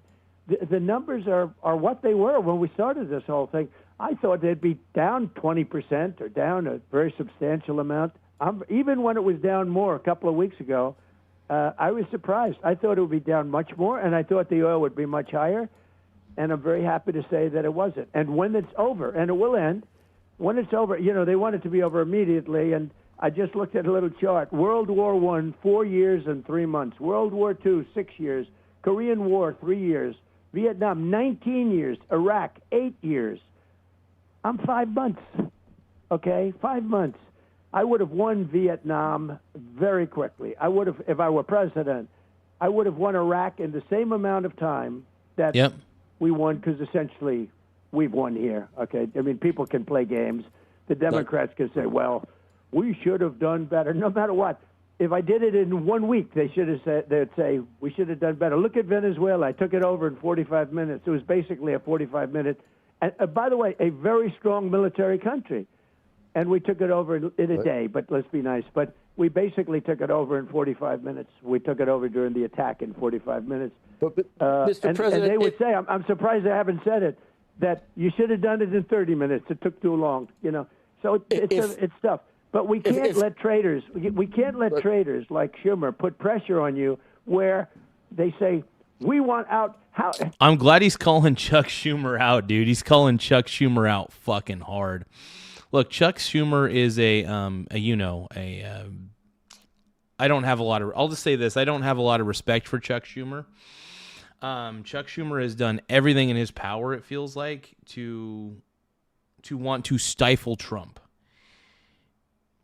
And that's kind of crazy. Like, even if you don't like Trump, let's say you hate him or whatever, wanting to stifle the leader of your country because you're petty. Look, Trump's the man. Trump is doing all the right stuff. People don't want to admit that, and that's fine. But at some points, you guys got to admit, Trump is killing it. And, yeah.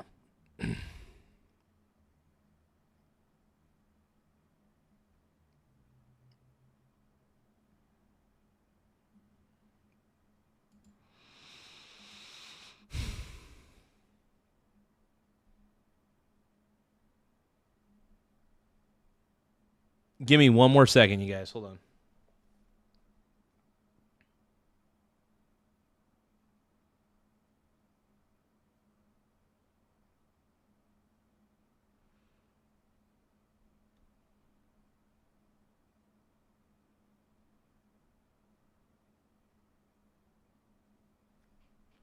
Okay, that's not too bad. Basically, we'll just move it down one more pixel. One more pixel here. No, Trump's kicking ass, dude. Trump is actually kicking butt, dude. Think how bad that is. I'm negotiating with these people, and they're telling us, we have to get out now, we have to get out now, we have to get now. And they were in a war for 18 years. They were in a war for, think of that, Vietnam, 19 years. Iraq, 8 years. So right. I want to make a good deal. I'm not going to be rushed. I have all the time in the world. I want to make not a good deal. I want to make a great deal. I don't want to do this, go through this. And, if you... And that's the magic of Donald Trump, man. He thinks big.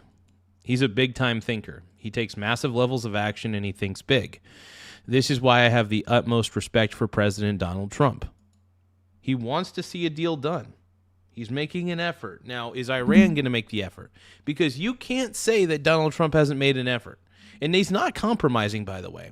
Why should Donald Trump compromise? Think about this. Why, in any capacity, should Trump compromise? He shouldn't. And I don't think he should at all.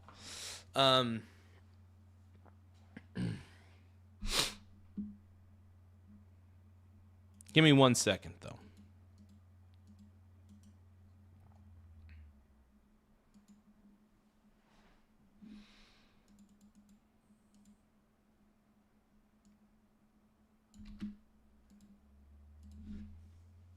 Give me one more moment, okay? I gotta work with Chat GPT real quick on something. I came up with an idea.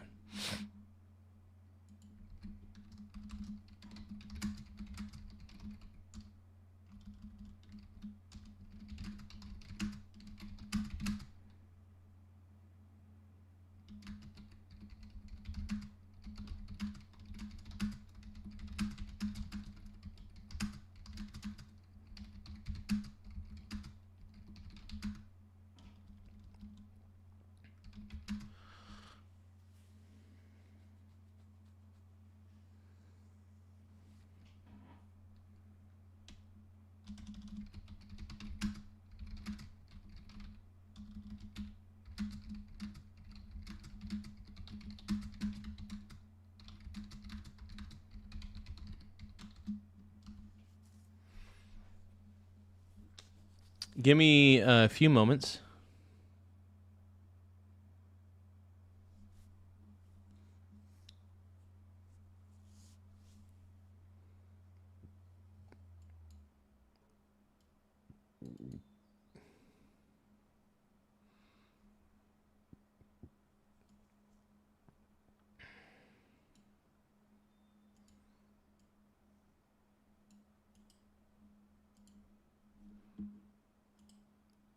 I like that one. That's actually pretty good.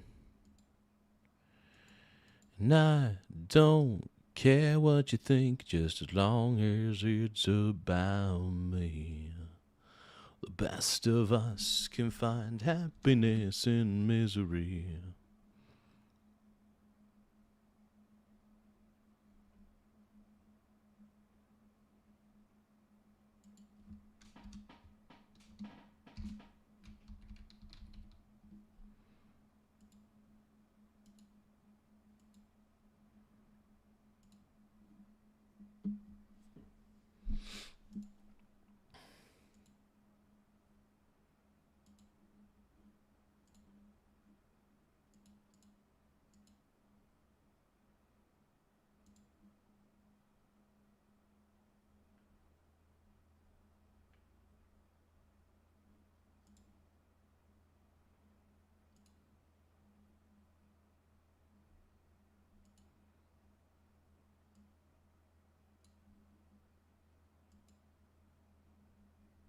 Look at this, what we've suffered in terms of losses.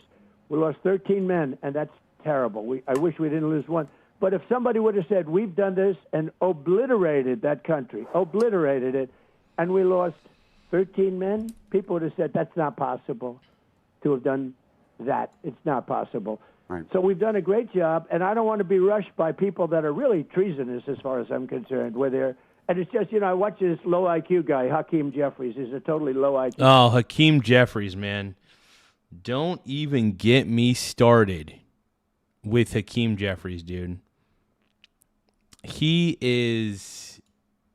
I can't even with Hakeem Jeffries, dude. That guy pisses me off to no end. That guy puts the chud in chud. Holy crap, man. The asshola Ayatollah.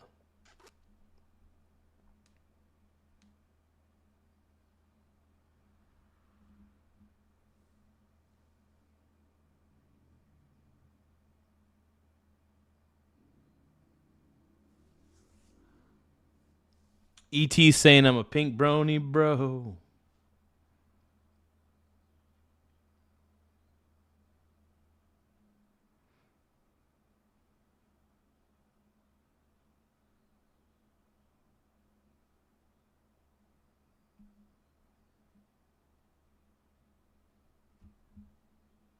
Okay, let's keep going. Now, Trump's the man. Trump's the GOAT. We all love Trump on this channel, so it doesn't matter. We're Trump fanboys, dude. Person, and he's always ranting and raving. Oh, this war is so terrible, terrible. They shouldn't be saying that when we're in the midst of a negotiation, because it does hurt us somewhat. It gives the other side some hope, and I don't want them to have hope. Mr. President, I wanted to ask you about Anthropic, if I could, for a second, because this is a company that your administration has declared a supply chain risk. And I wanted to understand the determination for that. There's a view by some that it's political, but more importantly, at the same time that this is happening, reportedly, the NSA and other parts of the government are using Claude, which, of course, is the large language model of Anthropic, and how you square that. Well, Anthropic is a group of very smart people, but they started telling our military how to operate, and we didn't want that. And they tend. Yeah, and that's the thing. Look, Anthropic should be wanting to help us out, ultimately, because you know what? Honestly, the United States is the one thing keeping, in my opinion, keeping the world free. Yeah.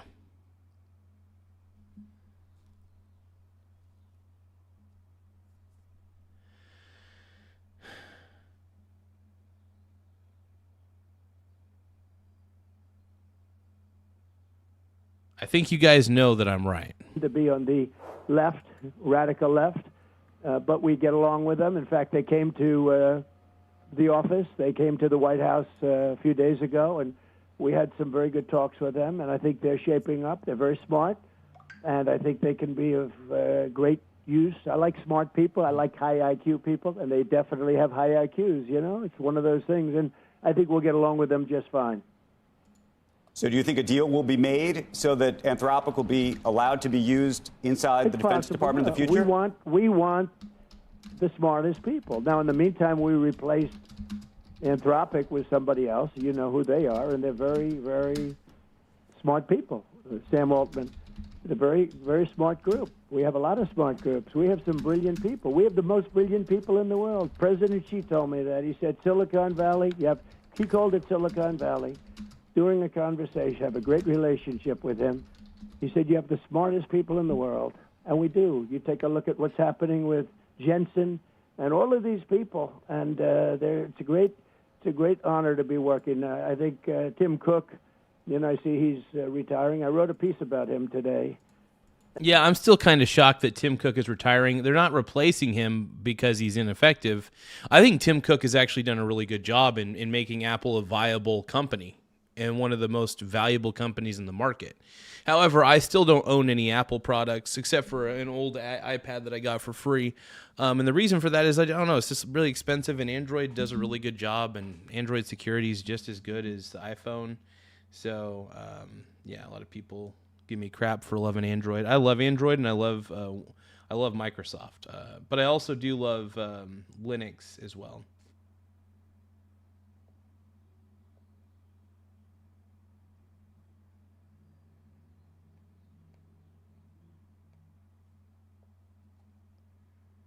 I'm going to take a look at my positions real quick. Hold on, you guys.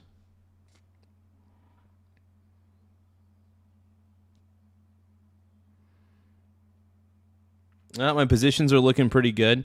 I usually have silver as kind of a hedge to any of the small caps that I got, but I look at it like this. If the small caps go down, silver will probably go down a little bit with it too, but I like to buy silver on the dip. I like to buy the Russell 2000 index on the dip, and I like to buy the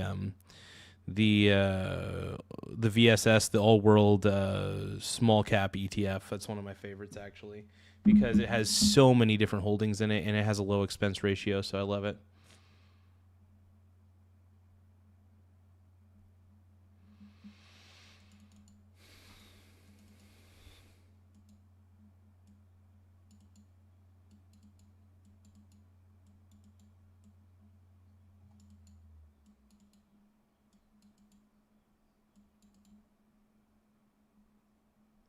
Give me just a few more moments, though.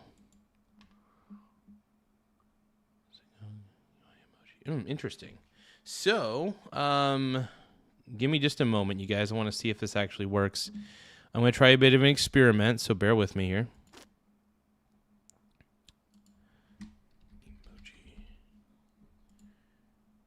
What if I just use Google font? What about emoji? Let's see.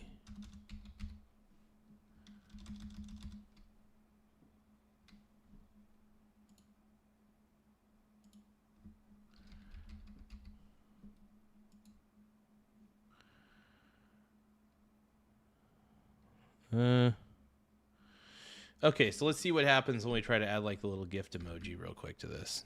I want to see if this works.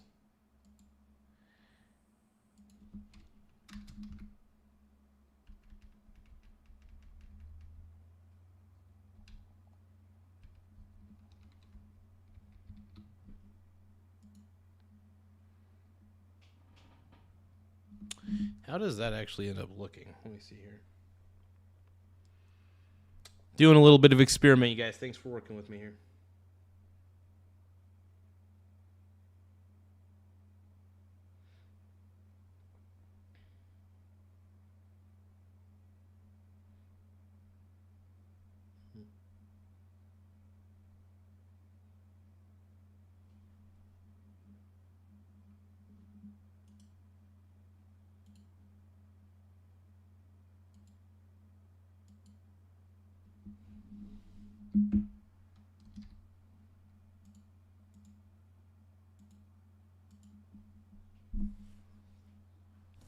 Okay, here we go.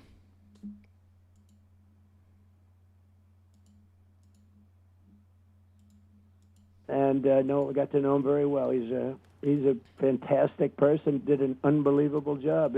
And I say it respectfully, but if Steve Jobs had lived and ran the company, it might have done good, but it wouldn't have done, I think, nearly as good as the job Tim. Yeah, I'll say this, that honestly, Tim Cook, he did a lot better than I'm pretty sure most people thought he could, you know? And Apple is a very established brand. He did a good job of making Apple remain relevant, I think.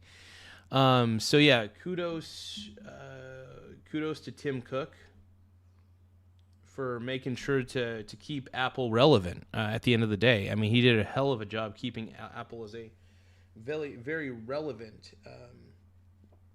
company.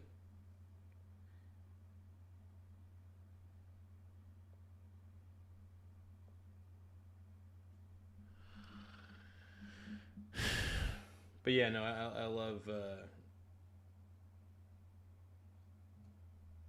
No, I'm a big Tim Cook fan, man. I'm a Tim Walls fan. Just kidding. Is done, and I got to work with Tim, so I really know it. I know what I'm talking about. He's a very unusual guy. He gets things done. Mr. President, yeah, we did read your entire Truth Social post. I just want to return for 1 second and make an analogy here. You saw what inflation did to the Biden legacy and administration. So 22%. Bidenomics, man. Bidenomics. I still think that Trump is... Look, inflation's going to reduce. Obviously, right now, things are higher in prices because of the higher oil costs. I get that. It affects... Look, higher oil prices obviously reverberate as a negative for a short period of time. This is not a forever war, by the way. What Trump is doing is he's making it to where it's not a forever war. It's basically ending.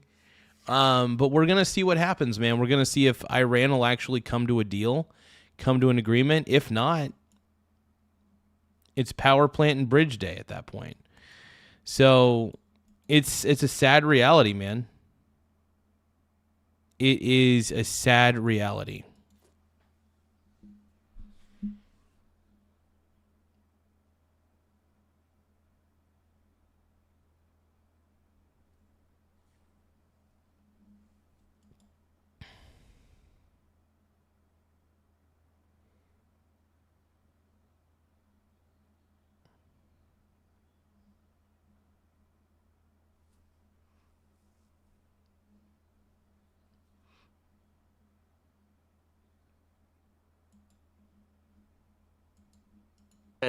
Price increases. By the time he was leaving, it was down to about where it is now, about 3%. But not It a single. It was down to 5%. It wasn't down. Well, to or 3, but not a single and the reason person. it was down was because I had won the election and it started falling after Yeah, dude, when Donald Trump won the election, man, that was a good day. That was a good day. We knew that we didn't have to deal with Kamala Harris, thank goodness. Look, people were afraid that we were afraid that we would have to deal with Kamala. We didn't want to deal with Kamala. She was like the last person that we would want as president. Straight up. It's important, man. It's super freaking important that we actually, I don't know. I feel like we're on the right track. We're on the right path. After I won the election, and I started getting prices down from right after November 5th. If you needed to prevent that from happening, let's say Chair Warstock, for whatever reason, there's some type of energy shock, who knows, with the blockade, let's say that things got too hot. At that point, just to make sure there was no inflation, would you allow him to raise rates or not cut rates? Would there ever be a period where you could see that was something that a Fed chair needed to do? And if you said he might have an office right near yours, he might not want an office right next to yours, sir. I don't know. After what happened to Jay Powell, you might want to be across in those new digs, maybe. Maybe I'd like him next to me. Actually, it's not a bad idea. Maybe. Oh God, the way he said this, like, maybe I'd like him next to me. No, Trump's the man, dude. Trump's the go, dude. He's got a good sense of humor. I think he's one of the best presidents we've had in a long time. You can say what you want about Trump. That's fine. You could say negative things, whatever. But at the end of the day, he is one of the best presidents we've ever had. And a lot of people can't really swallow that pill. They don't want to acknowledge that he's one of the greatest presidents we've ever had in this country. So what can you do? What can you do? But yeah, I think most people can acknowledge that Trump's the GOAT. Absolutely. 100.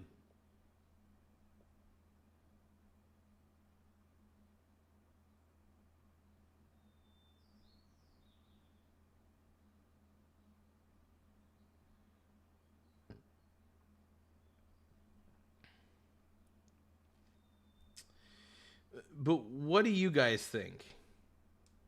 Do you guys think I'm delusional for loving Trump? Do you guys think I'm a crazy person for thinking that Trump's the man?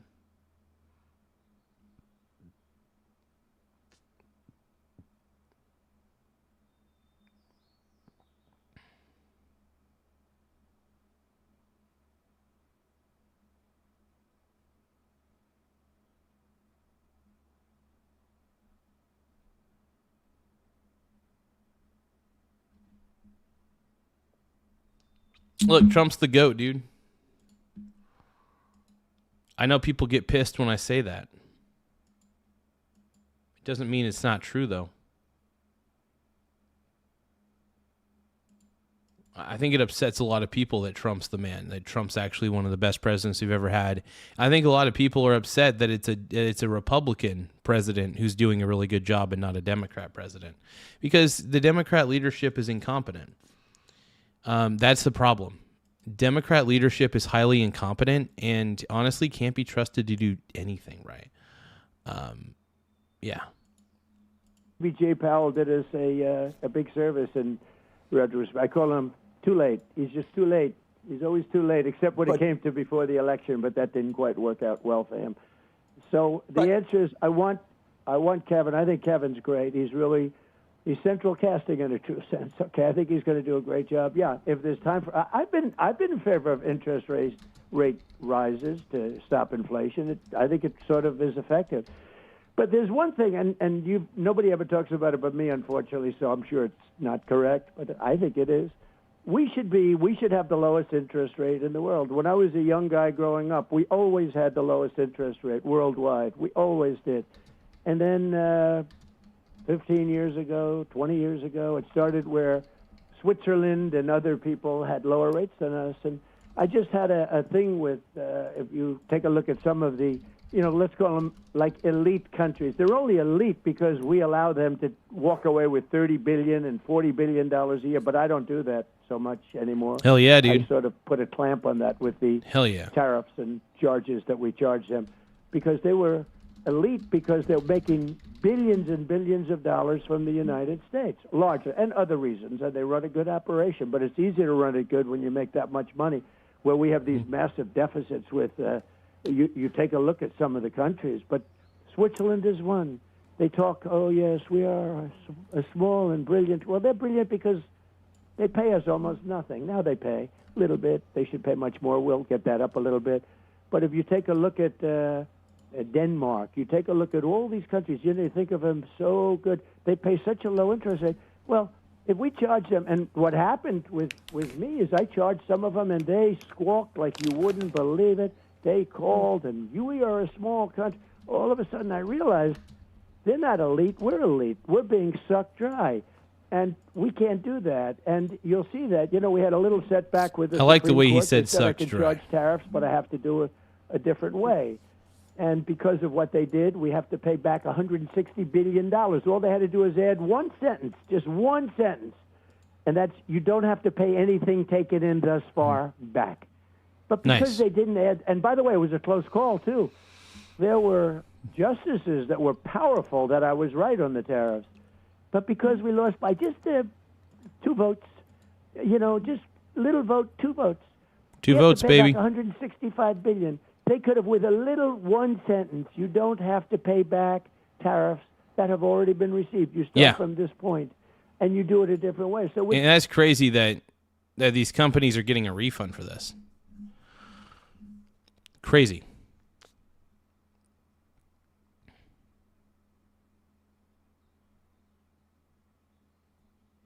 That's wild, man.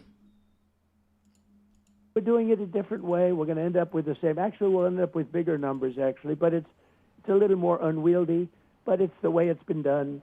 But it's so sad Mr. President, that the Supreme Court didn't want to save our country with one sentence, $165 billion. And we're giving a lot of that money back to people that hate our country.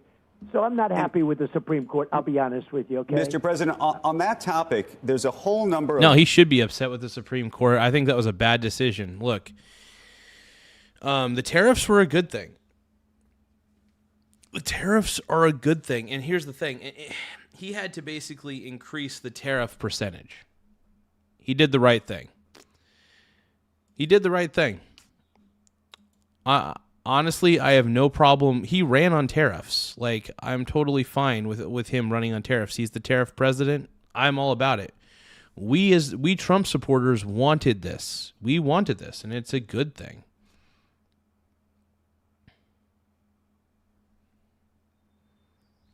No, Trump's the man, dude.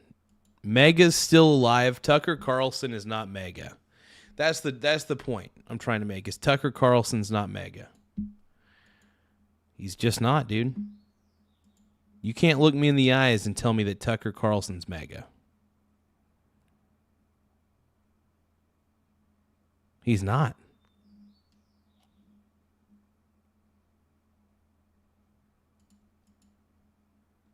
Come on, man. You know I'm right. Tuck is not mega. Period. End of story. I used to say you can't cuck the tuck, but clearly you can. That's the irony, man. Unfortunately, you can cuck the tuck. Harsh reality. Very large companies, including Apple and Amazon and others, that have not sought reimbursements yet for the tariffs, meaning they haven't tried to collect refunds. And from what I understand, part of the reason that they have waited is because there is a worry about, frankly, offending you. Would you find it offensive for them to try to collect a refund? I think it's brilliant if they don't do that. I actually think if they don't do that, they got to know me very well. I'm very honored by what you just said. If they don't do that, I'll remember them. I will tell you that, because I'm looking to make this country strong. Supreme Court could have helped us. Now they have birthright citizenship. They'll probably rule against us. No country in the world has it. It's horrible for our country. And I just see it, you know. I see some of these Republicans that are nominated by me asking real bad questions, and looks like maybe we're going to lose that one, too. Look what happened with NIL. They destroyed college sports the court system. Yeah, NIL. Here's the thing, though. I think NIL is kind of cool because it allows college athletes to actually make money off of their image and likeness. I think that's fine. That's the one thing I will say with Donald Trump I disagree with. I think NIL is fine. I think it's great. I think you got to look after your own brand. If you're a big-time college athlete and you want to make a lot of money and you're good at what you do, and like Nike wants to come up to you and be like, hey, we want to sponsor you, dude, that's fine. Absolutely. So get that NIL money, dude. I think if you want to use your name, image, and likeness, man, sometimes the highest bidder, if they really want you, the highest bidder is going to come and get you. So I think NIL is perfect. I think the NCAA has actually screwed over a lot of these college kids from making a little bit of money. And some of that money is extremely life-changing too, by the way. And they're making millions of dollars, some of these college athletes, and they're like thinking to themselves, I mean, I hope these college athletes end up investing it so that way, just in case their NHL or NFL or NBA dreams don't pan out, that way they got at least a nest egg of investments, you know what I mean? I think that's one of the smarter things that one could do, but that's just my opinion, though. That's just my opinion. That is what I believe.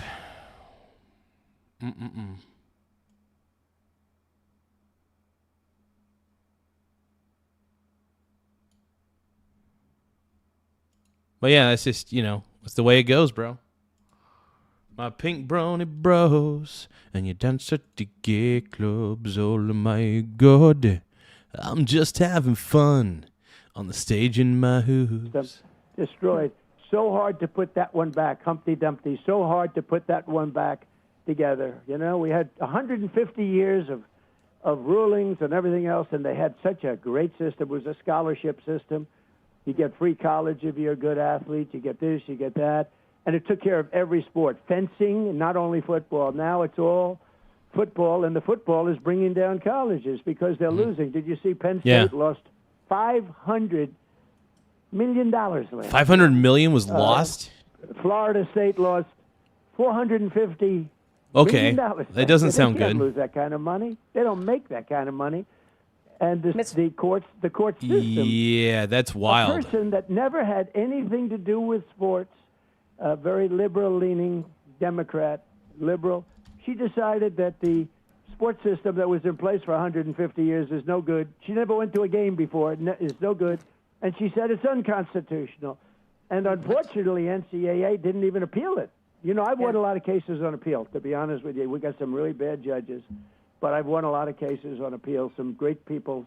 We have, fortunately, some great people in the appellate courts. And I've won cases. They didn't appeal it. And Mr. because of that, college sports is a disaster right now. You have many people staying in college because they're going to make more money than they would if they went into baseball, Major League Baseball, or the NFL. They can make more money, a 7-year freshman. We have a 7-year freshman. It's crazy what they've done. And this is a person that never went to a game, acknowledged, not familiar with sports. That's crazy, man. It sucks when people are... this is why I hate bureaucrats so much, is they make rules on things they don't understand. This is why overregulation is a bad thing, because a lot of these people are creating stupid rules for things that they just don't understand. Period. End of story. And it sucks. It really sucks. So stop making rules on things you don't understand. Now, however, I still, like I said, I still believe the whole NIL thing is not necessarily a bad thing. I do think it's important that college kids are able to make some sort of money off their name, image, and likeness. I think that's actually important. And if they, I think it's a good thing. I think NIL is not exactly the worst thing in the world, but I do believe that there's a lot of bureaucrats out there that don't understand sports or don't understand certain things and are making rulings and just things that, I don't know, just don't seem right. Crazy, though.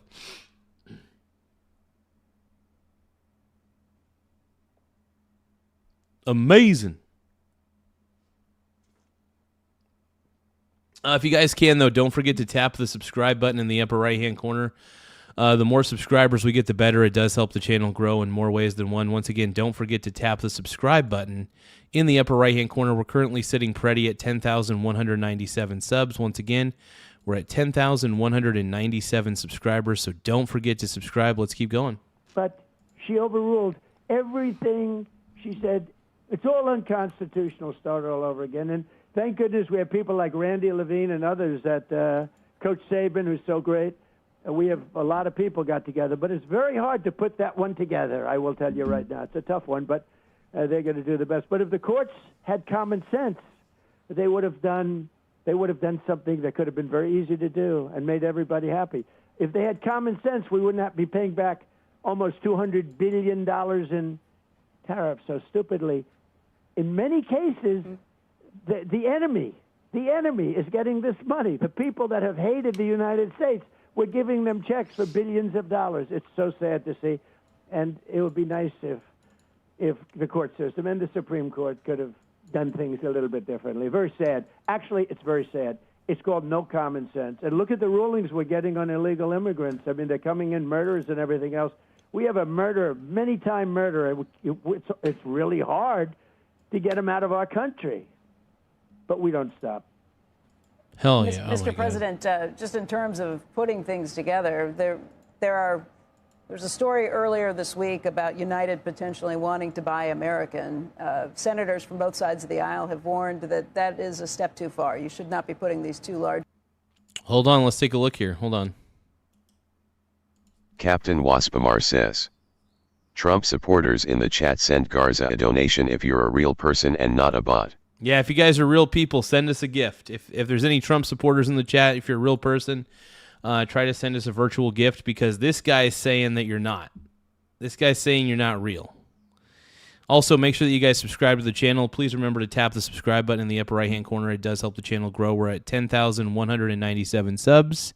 Once again, 10,197 subs. Airlines together. Have you thought about that proposition? I just heard it 2 days ago, and I know them both very well. I don't like it. No, I don't mind mergers. I think I'd love somebody to buy Spirit, as an example. You know, Spirit's in trouble, and I'd love somebody to buy Spirit. It's 14,000 jobs, and maybe the federal government should help that one out. You know, I told my people. But with American, it's doing fine, and United's doing very well. I know the United people, they're doing very well. I don't like having them merge. It's just like all of these aerospace defense companies and aerospace companies. We used to have hundreds of them, and now we have like a very small number, and you get one bid. And yeah, I will say sometimes it's a bad idea. I mean, then again, some of the aerospace companies, they're too small to expand, and they just, you know what I mean, they can't really compete.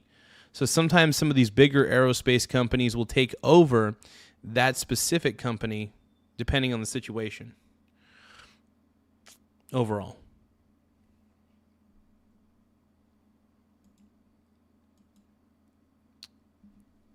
At least that's the way I see it.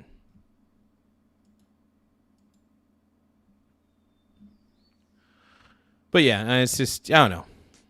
Hey, Larson Christopher, thank you for the 100 for 2 jewels. I appreciate it, brother. Thank you, thank you, thank you. Carnival Cruises and Spirit Airlines should merge. Oh my God, that would be the worst combination of all time, dude. Don't even put that out into the ether, bro. Don't put that out into the ether. Not good. Not good at all. Not good at all, man.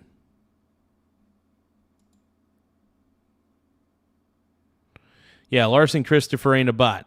Thank you for sending that gift, bro. I appreciate it. And to anybody who wants to send gifts, we appreciate it big time. It does help the channel in a lot of ways, so we're trying to always encourage gifts. Yeah.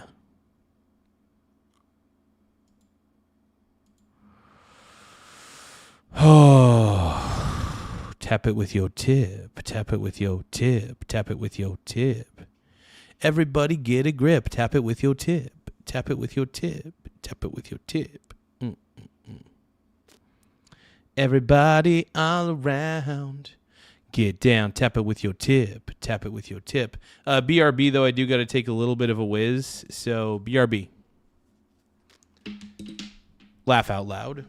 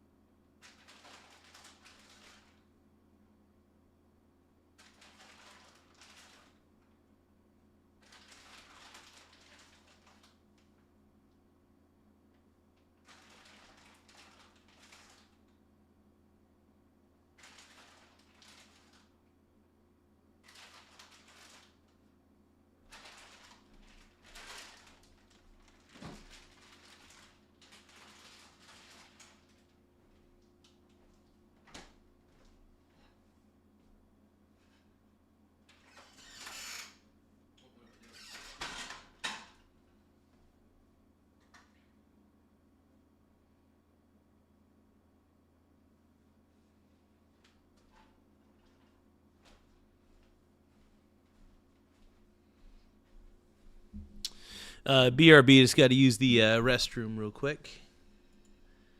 So don't go anywhere, you guys. Don't go anywhere, man. BRB.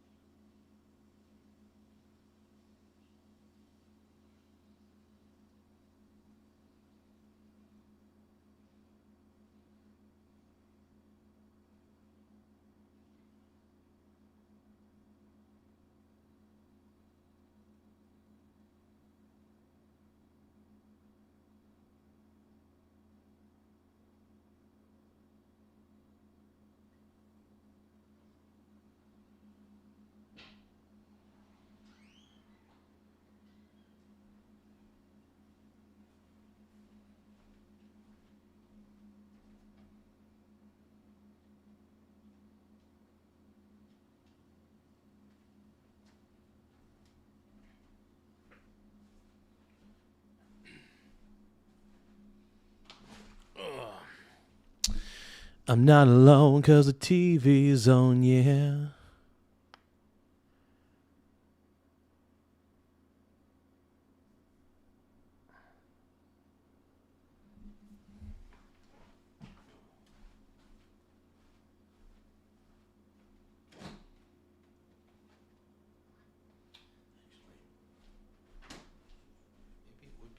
Beneficial to put this near the top. Hold on, what does it look like on here?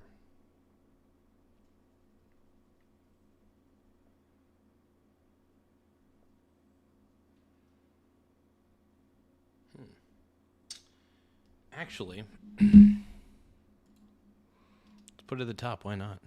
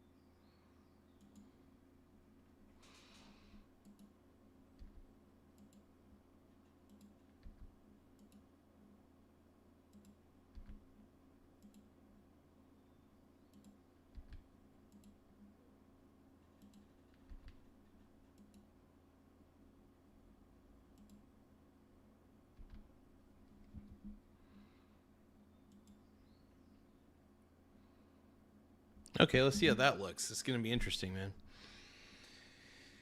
Yeah, many have not shut up about Trump since 2011, man.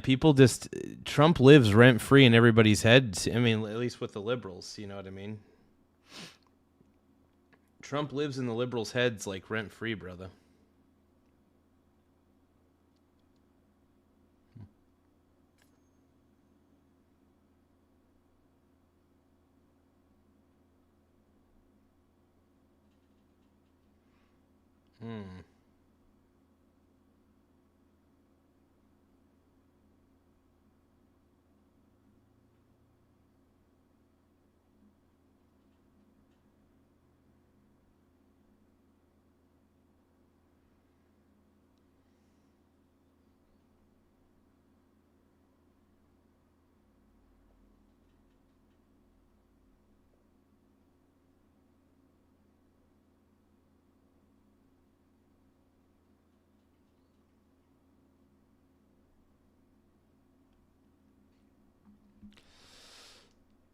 All right, let's keep going, man.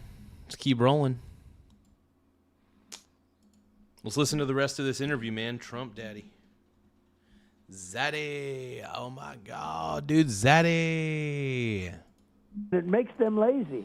And I came down very hard on them 2-3 months ago because it takes too long. We have the best equipment in the world. We have the best, the Patriot systems, the Tomahawk systems. We have the best stuff in the world by far. The other day during this crazy war, we had 111. There's a dispute as to 111 and 101. I want to be exactly accurate with you people because otherwise you'll write stories that I exaggerated. We had 101 or 111. Nobody's able to get it right, but the result was the same. Missile shot at one of our great assets out in that area, a ship. And out of the 111 missile shot, every single one of them was shot down, going at 3,000 miles an hour, right? Not easy. It's like a needle in a haystack. They used to call it impossible to do. So they go 3,000 miles an hour. Every single one of them was shot down. That's honestly pretty Patriots. impressive. But every one of them was shot down. Think of it. 111 missiles coming at you. And every one of those missiles is now lying at the bottom of the sea, like the Navy, like the Iran's Navy is lying at the bottom of the sea.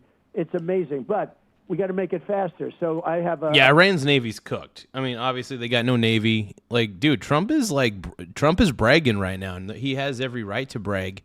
This is one of the shortest wars in history, and this is going to go down as one of the shorter wars in history just because of what he's been able to accomplish in such a short amount of time. Yeah. I think, this is going to end up being an amazing victory for Donald, man. It's be an amazing victory. Amazing. So, yeah, as you all know, I'm a firm Trump supporter, absolutely. And, yeah, I love what the guy's doing, man. 100%, dude. 100. I love what he's doing, man.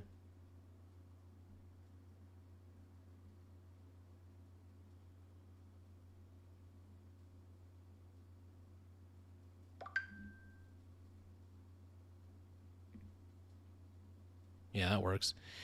Actually, that's perfect. That is the perfect size.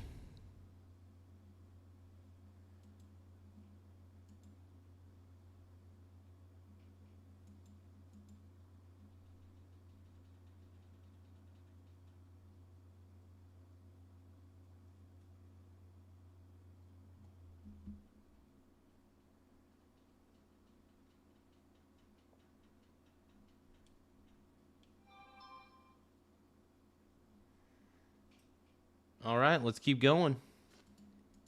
Push. You know, Raytheon took billions of dollars, billions, I don't even want to tell you how many because I'm embarrassed, for stock buybacks instead of buying plants.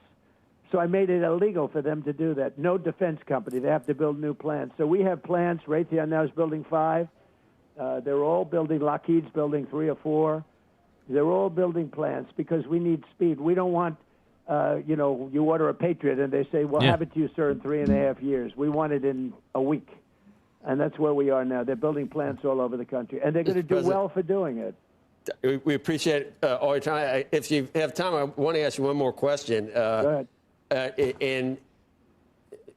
My man, I think my man glazes Trump just as much as I do. You could tell, you could see the light in his eyes, dude. He's like, ooh, man, dude, if I was I'm not going to lie, if I was talking to Trump like the way that all these guys are on CNBC, dude, I'd be like freaking pumped right now. I'd be pumped up like a bath. We have allies now in the Middle East. Maybe some are, we can maybe count on more than allies in other parts of the world. That's true. They're much better allies than NATO, that I can tell you. The UAE asking the U.S. for some type of financial lifeline. I don't know if it's a solvency problem. It's more of a liquidity problem.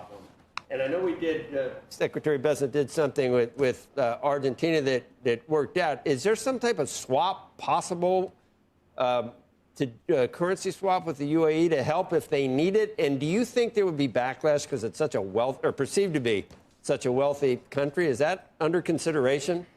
It is, but it's been a good country. It's been a good ally of ours.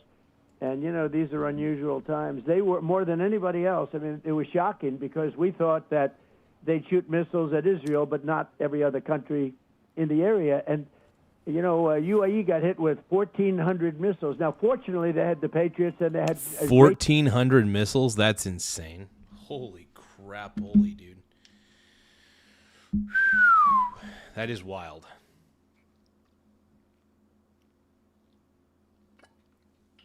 Oh.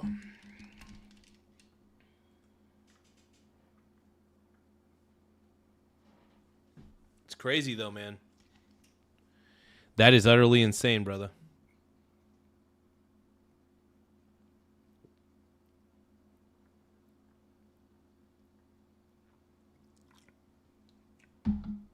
Drinking a little pomegranate juice real quick. Sorry about that, you guys.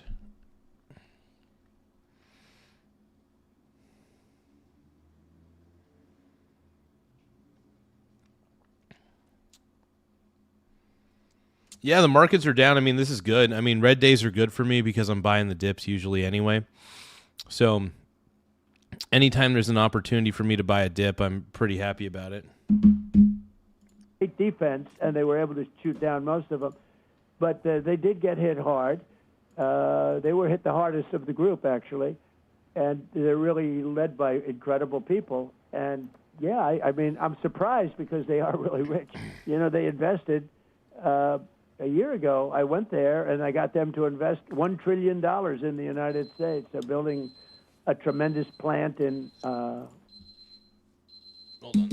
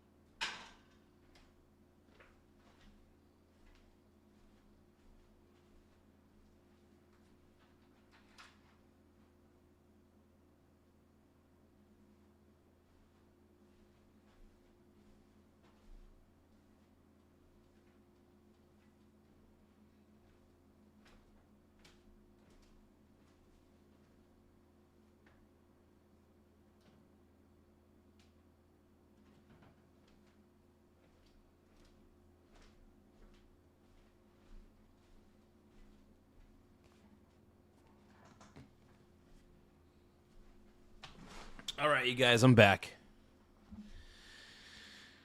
Whew. Yeah, I decided to do some sit-ups. So I was like, if I do some sit-ups, that might make me... E.T., come on, bro. Come on, brony. No, I'm not doing that face. E.T., I am not doing that face, bro. I'm not doing it. I'm not doing the face.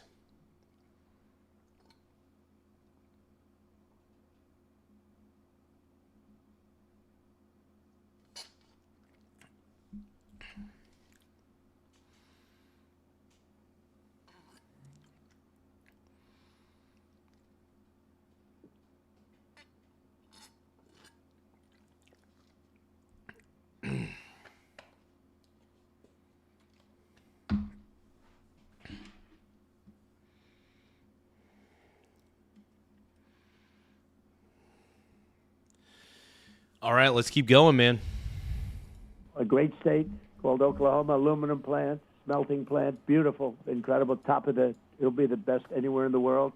You know, they're very good for this country. So, yeah, if I could help them, I would. I mean, we're helping them much more with what we're doing with the war because, you know, the bully of the Middle East was Iran. Iran was something I've been saying the whole time. Iran's been a major bully in the Middle East.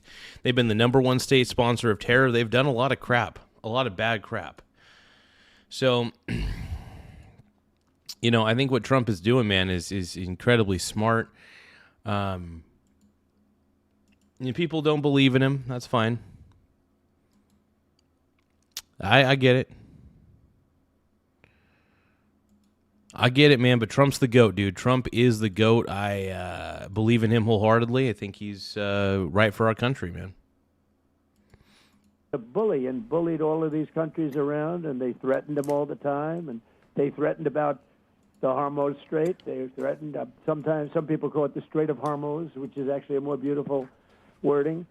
But they threatened them all the time, so we're really doing a big job there. Those 5 countries have been great, and Israel's been great. Israel's been a great partner for us. It's like they say, we're the big brother, they're the small brother, but the small brother's been very helpful to us. You know, they've displayed great courage.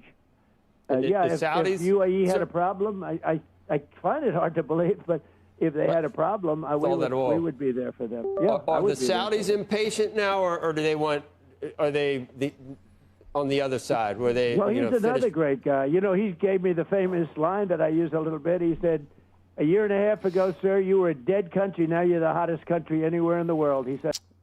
Absolutely, 100%, dude. Trump Zaddy's right, bro. Trump Zaddy is right on that one. We honestly we under Biden, dude, we were not looking so good. We were not looking so hot under the Biden administration. We were looking pretty cooked. I ain't gonna lie.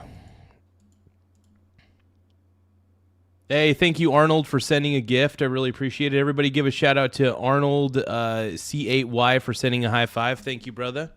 Boom. Everybody, one more time, thank you, Arnold. We like to give shout outs to people who send us gifts. So thank you.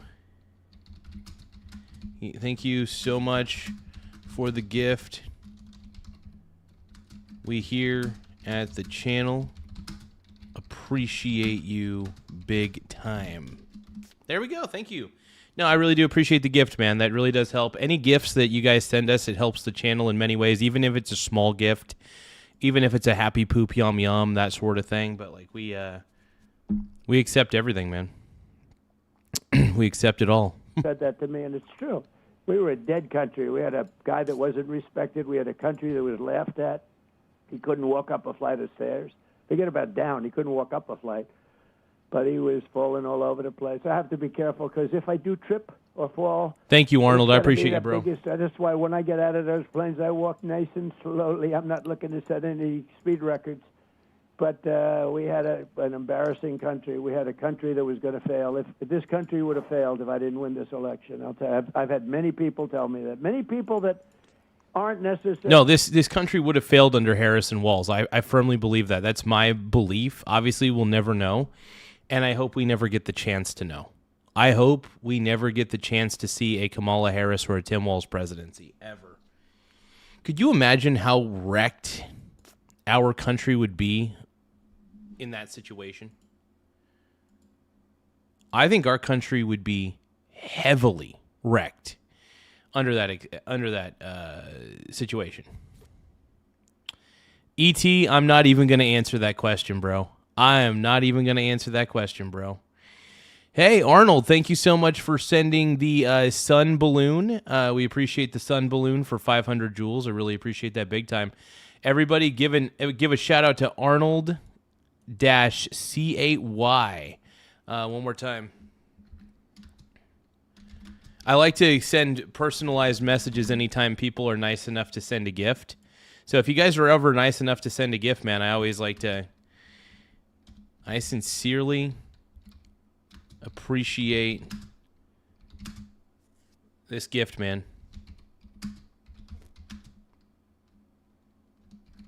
Everyone needs needs a sun balloon.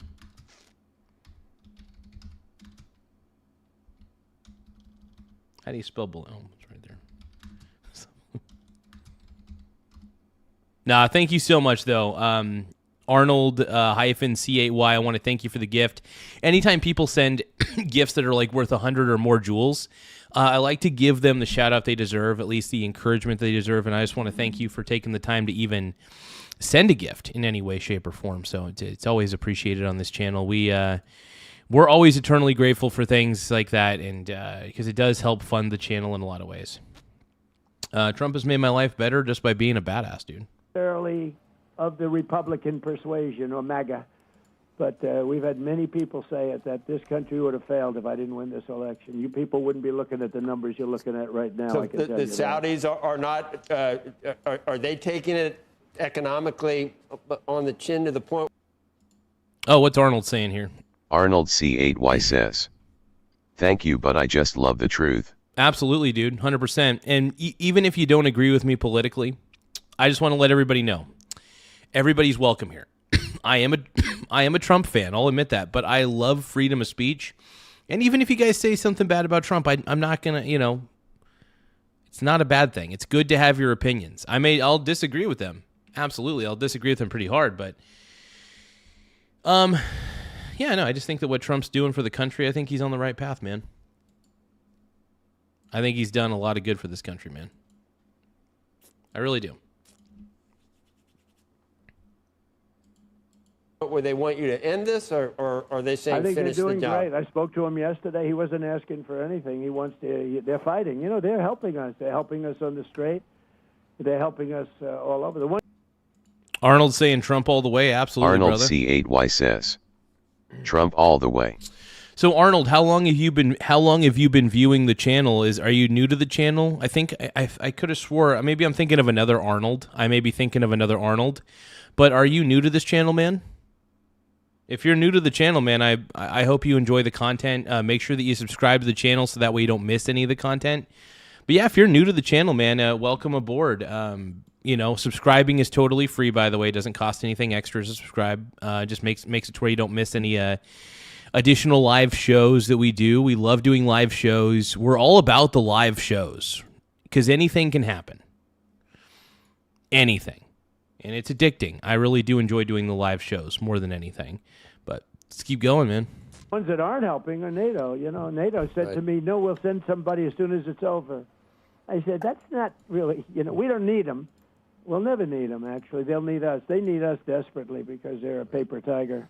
But I've said that. By the way, I've said that for... Yeah, NATO needs us more than we need them, that's for sure. NATO needs America to defend their ass. So... For a long time, before I was in politics, I used to say it. I was not in politics, but I sort of enjoyed it, and I liked watching things. And I always said they were a paper tiger. And Well, we Europe, will. Europe has to straighten themselves out. Between energy and immigration, they have to straighten themselves out, or they're not going to have a Europe anymore. Yeah, we could talk NATO, but I know you've. Oh, okay. So you are the Arnold I'm thinking about. Okay. No, you are the Arnold that I'm thinking about. Then I'm sorry. I have a couple Arnolds that come on the show, and I know that you're one of them. At least I thought. So you are the one I'm thinking of. Okay, never mind. Good. Hell yeah. Okay. So you are the Arnold that I was thinking about to begin with. Thank you. I appreciate it, man.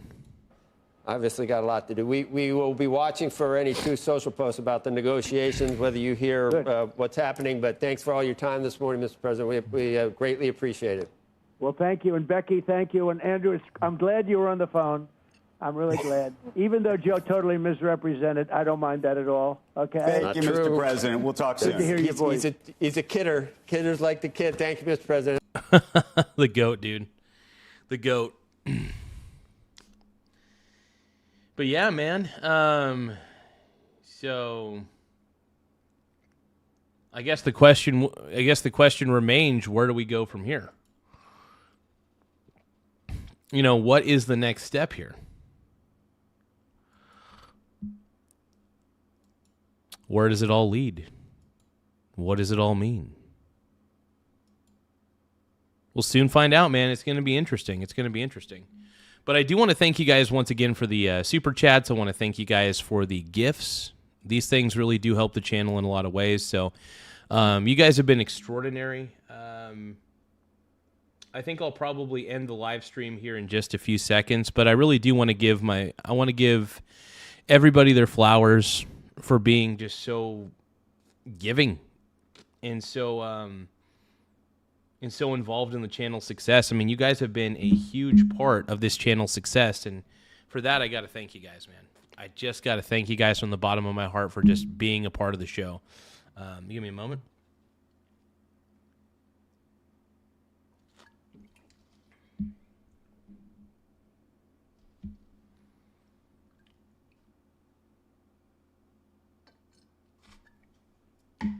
Hold on, I gotta actually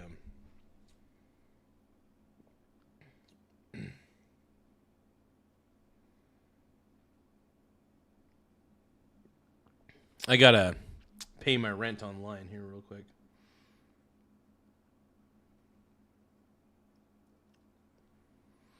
It'll take a few moments.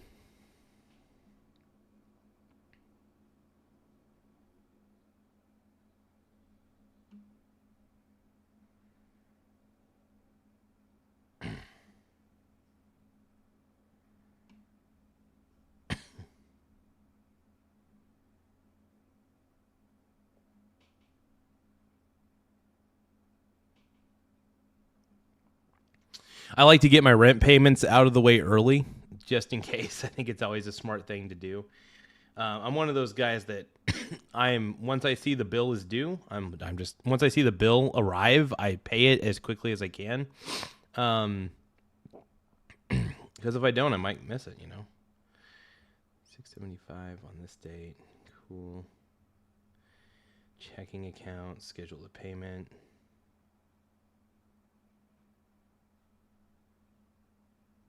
There we go. $675, return to payments, and voila.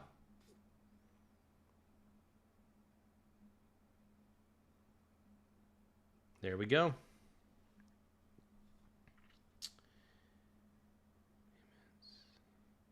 Scheduled. There we go. Yeah, I like to make, like I said, I always like to make sure, and this is why I like to keep a lot of cash in my checking account, because I want to make sure that I'm making my payments, you know, quickly. Quickly and effortlessly, as they would say. Hey, see you later, Mr. Arnold. It's good to see you, man. I'm glad that you are the Arnold that I thought. Here we go. What are you talking about, E.T.? What are we talking about here, bro?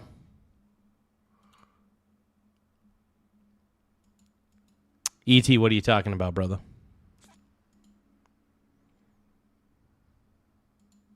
E.T.'s freaking out about something. 675, what are you talking about, 675?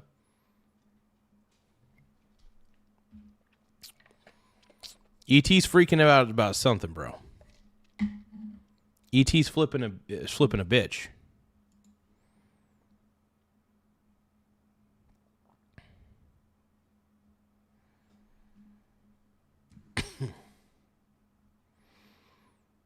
Yeah, my rent. What about it? What about my rent?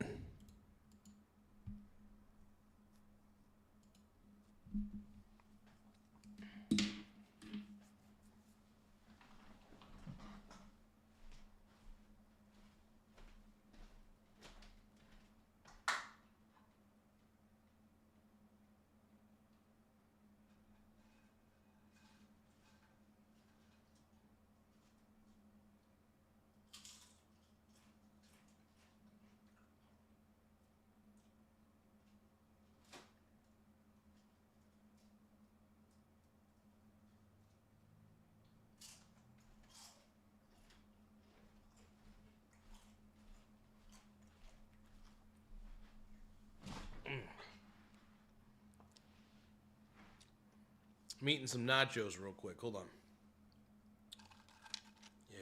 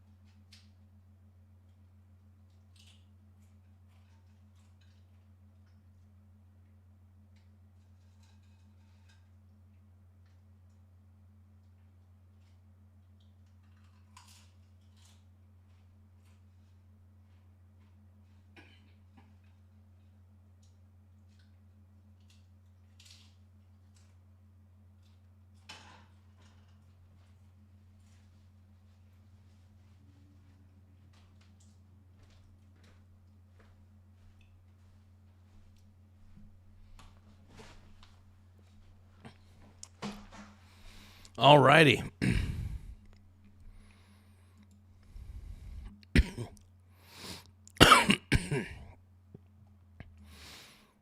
Yeah, I don't pay that much for rent. Nope.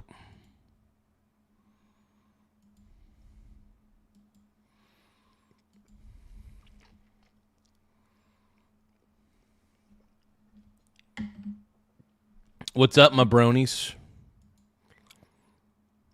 Okay, let's take a look at this report. We'll react to this video real quick.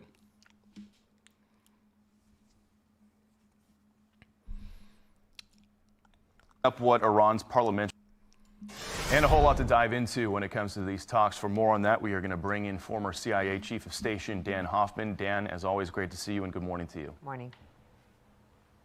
Good morning. So I want to bring up what Iran's parliamentary speaker has said and warned to the U.S. He put up a post on X which says, quote, "We do not accept negotiations under the shadow of threat. And over the past 2 weeks, we have prepared to reveal new cards on the battlefield." Yeah, you got no cards. There's no cards for Iran. Iran does not have the cards. Either they come to an agreement or they don't.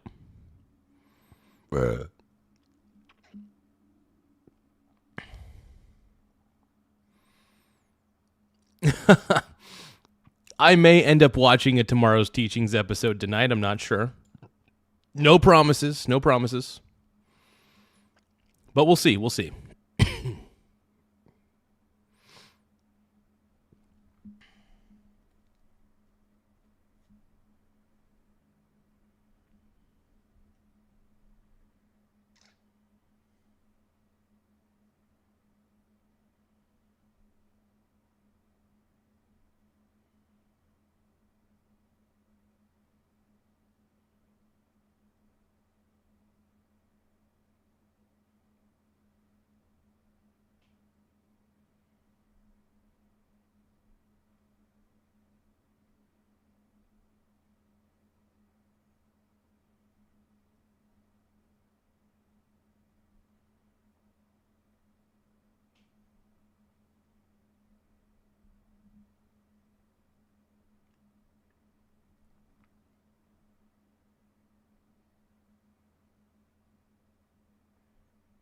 Okay.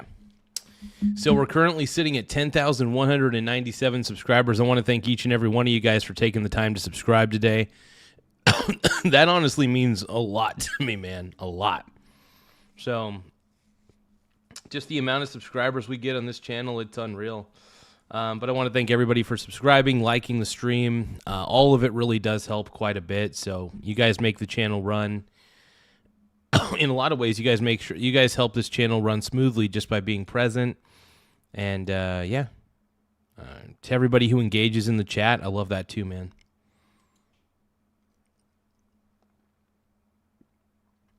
Garza, please take a minute and look up SSBN missiles. Yeah, SSBN missiles. Okay, hold on. What are...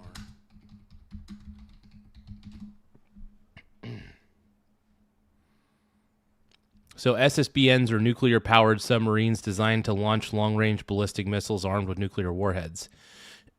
Known as boomers in the U.S. Navy, these submarines serve as a survivable, stealthy leg of the strategic nuclear triad, capable of conducting extended detectable patrols to provide credible second strike capability. Okay. Interesting. Dan, that sounds a little ominous. Do you attribute that to be typical Iranian bluster, or do you think there's a chance perhaps some adversarial country like Russia or China slipped Iran some new weaponry during the ceasefire? I mean, it's possible that China could have slipped Iran some weapons, but not enough for them to do any real damage unless they've been really, really hiding these weapons in some way, shape, or form that we're not aware of. But dude, for Iran to think that they have the upper hand in this, crazy, utterly insane. Look, I think it is overt posturing there by the Speaker of Parliament. He may be trying to deliver a message to his own people. There's been infighting within Iran between the Speaker, who has been interested in negotiating with the Trump administration, reportedly, and General Vahidi of the IRGC, who has been strongly against it. And so if the parliamentary speaker comes out with these strong words, perhaps he thinks that will give him some room to negotiate. That's certainly one possibility. I can tell you that the U.S. intelligence community is on high alert, tracking the extent to which Russia and China might be providing Iran with military equipment. China reportedly provided man pads and dual-use equipment for use in Iranian drones and ballistic missiles. That's kind of crazy. So that's something that we have to be keenly. They got to be keeping an eye on that, man. That's crazy. Wild. Aware of, tracking, and then seeking to stop with that blockade that we've imposed. Okay, so speaking of that, Nikki Haley posted this on X yesterday. The ship in the U.S. seas in the Strait of Hormuz over the weekend was headed from China to Iran and is linked to chemical shipments for missiles. Another reminder that China is helping prop up Iran's regime, a reality that can't be ignored. And, of course, the Strait of Hormuz right now remains closed. The president's trying to get... Yeah, so, I mean, honestly, with that information, it does sound like they're propping up that regime. That's disturbing. That is disturbing news, man. That's disturbing news, bro. These talks going. And at the same time, he's preparing for a big trip to China as well. Yeah, there's a lot on the table there. If the president does indeed travel to China next month, we've got trade issues, China's fentanyl production that they've been shipping through Mexico to our country, their theft of intellectual property, militarizing the South China Sea, all of those issues, and then this one as well, where Iran closely aligned with Russia and Iran, North Korea, this century's axis of dictatorships with interests that are obviously antithetical to ours, and making whatever goals we have in the region that much more difficult for us to achieve. I want to get your thoughts on what Democratic Senator Chris Murphy tweeted late last night. He has been a very vocal critic of this war. He reposted an article that appears to be Iranian propaganda, which essentially says that more than 24 Iranian ships in their shadow fleet were able to get past the U.S. blockade. Senator Murphy responded to that by saying, quote, awesome. Republican critics are now pouncing on that, saying he is openly cheering for the Iranian regime to defeat the U.S. naval blockade. Can you give us your thoughts on that? I just don't think that's particularly productive. Look, that's crazy that they would be. Why? This is what I don't understand. I'm still having some trouble with like what the Democrats are doing, like with their. Like, I understand if you don't like. If you don't like the president, that's fine, but you should not be actively rooting for the downfall of America. I think that's ridiculous. I think that's utterly insanity. I think it's utter insanity. I really do. The sad fact of the matter is there are some people who are rooting for the downfall of the U.S. that live in the U.S. That's crazy. And I always say, if you hate America that much, just get the hell out of here. You know, if you really do hate America that much, get the hell out of here. It's as simple as that, man.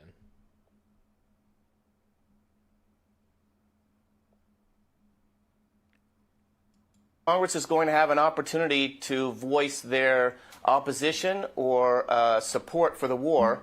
We're in day 53, and the War Powers Resolution will have that discussion at day 60 and votes. So I think, look, we're in the war. I think we should be rooting for the home team and trying to be productive about and also consistent with what the facts show about the state of play right now. And political posturing probably at this point not super helpful, but the debate will be of value. American citizens deserve that, and the Trump administration should take it on and continue to explain why it's important that we deal with this Iranian regime, their nuclear program, ballistic missile program, and support to proxy terrorists, and then deliver a plan for opening the Strait of Hormuz. Dan, thank you so much. As you say, we should be rooting for the home team. Yep. Thank you, Dan. Be sure to like and subscribe for all the Fox News latest on YouTube and catch full shows streaming now on Fox One. Heck yeah, man. So what do you guys think about what's happening?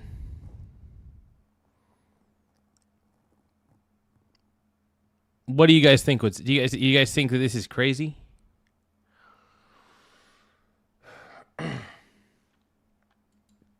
Breaking news, Vance heads to the White House meeting. Okay. They have no choice but to send them. What I think is that we're going to end up with a great deal. I think they have no choice. And I think we're in a very strong negotiating position to do what other presidents should have done during a 47-year period. And we're in a wild position right now. We're in a wild position, man. Hell yeah, Frog eat frog, dude. Hardest working MF out here. True patriot. Annie, thank you for the happy poop, yum yum, Annie. I appreciate it. Everybody give a shout out to Annie for the happy poop. I appreciate the happy poops. Frog eat frog says, Garza, do you sleep? LOL. I sleep. I sleep about seven hours a night typically. 7 hours is the amount of time that I typically sleep. A White House official is telling Fox News Vice President J.D. Vance will be I've been trying to take more naps as well. Like, you know, not like a lot of naps, but a couple every now and then. I think it's good to take a nap. I used to take naps when I was younger, but as I've gotten older, I don't really need them as much. But attending a meeting at the White House today. while Islamabad, Pakistan is bracing for U.S. delegation's arrival for the latest round of peace talks with Iran. We're still waiting to learn whether Iran will actually show up. The original 2-week ceasefire is... Yeah, I don't think Iran's actually going to show up on this one. I don't. I just don't have a lot of faith that Iran's going to make the right decision here, you guys. I think that they're going to be stupid. I think they're going to do something really, really dumb.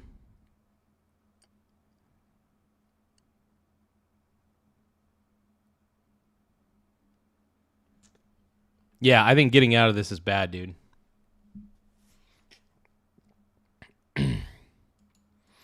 But no, I think I really do think that Iran's going to make a bad decision here. Set to expire tomorrow evening, Iran time, and President Trump says he does not want to extend it without a deal. Meanwhile, one Democrat... Yeah, a deal needs to be made, man. Deal needs to be done. Coming under fire for his comments on the situation in Iran. Connecticut Senator Chris Murphy replied awesome to an X post that said at least 26 Iranian shadow fleet vessels have been able to bypass the U.S. blockade. He since has said that was sarcasm. And here's what he told Fox. Twitter's become kind of a cesspool. I probably should give up on sarcasm on Twitter. Obviously, anybody. And that's the problem with platforms like Twitter. If you are being sarcastic with the response, it can't be seen. You can't hear the tone. That's one of the reasons why I don't like going on Twitter, because people misinterpret what I'm saying all the time. And the problem is people can't detect sarcasm through text. And sometimes they can't really figure out that you're being sarcastic either. I don't know. I just think it's ridiculous, man.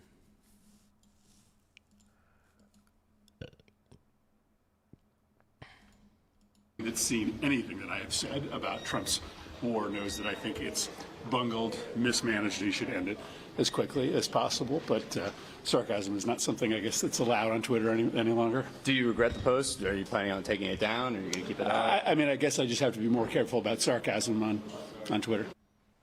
Who believes it was sarcasm? Show of hands. I actually will give him that, because I think he was saying, like, oh, awesome. It's suggesting, like, the Yeah, it's like, awesome, whatever, just go away. Yeah, I don't know. I'll give this guy the benefit of the doubt. It's text. You can't always... It's good that he at least... I don't know. Was justifying... I don't know. I don't think it's necessary to eviscerate this guy over a Twitter post. Twitter's fucking stupid. Look, even though I love Elon Musk, him taking over Twitter, I will say, made YouTube a lot more lenient on what content creators can say. Because X is pretty much in direct competition with all other social media. Granted, I don't like using X even when it was Twitter.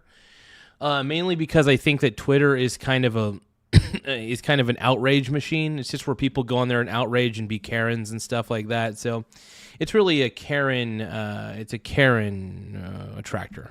The conflict is not going well. That's the context I read it in. Not complimentary to the White House, but kind of pointing out that he thinks it's not going well. Not awesome like the Iranians are getting around us. Well, it was all That's how I caps, took it. so that's a yell. That's an awesome. It's all caps. Yeah. I mean, unless he also doesn't know it's not Twitter anymore. I don't know. Maybe his use of social media is weak. But I hear your point. May I say this, that I believe that he meant it sarcastically, but when he talks about the noise in this measure of disdain... Oh, thank you, Annie. I appreciate you sending the baby monkey, though. That's awesome. We just got a baby monkey on here for 900 joules. Thank you, Annie, for sending the baby monkey for 500 joules. Let's give Annie a shout out, by the way. That 900 joules goes a long way. You deserve a shout out. Thank you for the gift. It always helps keep the channel funded, and I love giving people their flowers. Thank you so much for that, Annie. I really appreciate it. We just got a baby monkey for 900 joules on YouTube gifts, man. That really means a lot.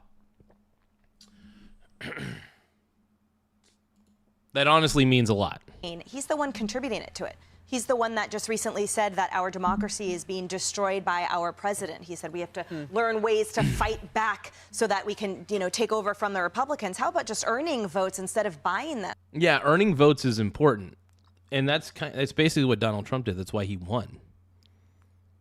He took over I will say Charlie Kirk was one of the big reasons that Trump won, because honestly, Trump actually spoke to everybody of all demographics. And he was willing to be open and honest, whereas the Democrats were all they wanted to do was be scripted about everything. And yeah, I love it. But no, thank you for that. Thank you for that gift, though, Annie. I appreciate it big time. Thank you. If anybody wants to send gifts or super chats, we obviously accept it big time on this channel. We're super fans of all that stuff. So, but thank you again, Annie, for sending that baby monkey. That was a cool gift. And let's keep going. So I feel like this measure of the instant someone doesn't get the sarcasm or the intention behind an X or tweet, whatever, then he sort of is, oh, you're not smart enough to get it. Isn't this just all crap? It's like, well, you've been contributing to it this entire time. You are one of the ones that perpetuates the snarky, soundbite, dopamine chasing clickbait instead of saying, here's what I want to talk about today and here's some policy. I mean, that's pretty accurate right there, what Campagno said. I mean, seriously. The Democrats are nothing but passive-aggressive and snarky. I don't think there's a lot of sincerity behind anything they say. It's just passive-aggressive bullshit. And I hate it.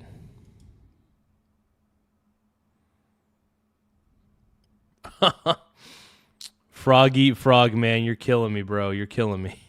Without degrading the president on foreign soil, but I think that's a little bit too much what I'm hoping for today. Yeah, I like your optimism about Democrat policy on this, though. To Shannon's point, people will take it different ways, depending on probably their prism of politics, I would imagine. Yeah. Anna Kelly responds on X this way. Why is a Democrat senator pushing false Iranian propaganda and rooting against the United States military? Disgusting. Anti-American behavior from a sitting member of Congress. Your take. Well, remember, this is the same guy who met secretly with the Iranian regime, as reported by Fox's own Molly Hemingway just a couple of years ago. And this is a guy who is cavorting with radicals like Hassan Piker, a guy who said that America deserved 9/11. I don't think he's being sarcastic when he says our party needs to be more like people like Hassan Piker. So I'm telling you that this guy is the worst of the worst, and you need to pay attention to him, though, because he is likely the next Democrat leader in the United States Senate. Cavorting is such Ugh, that's not good, dude.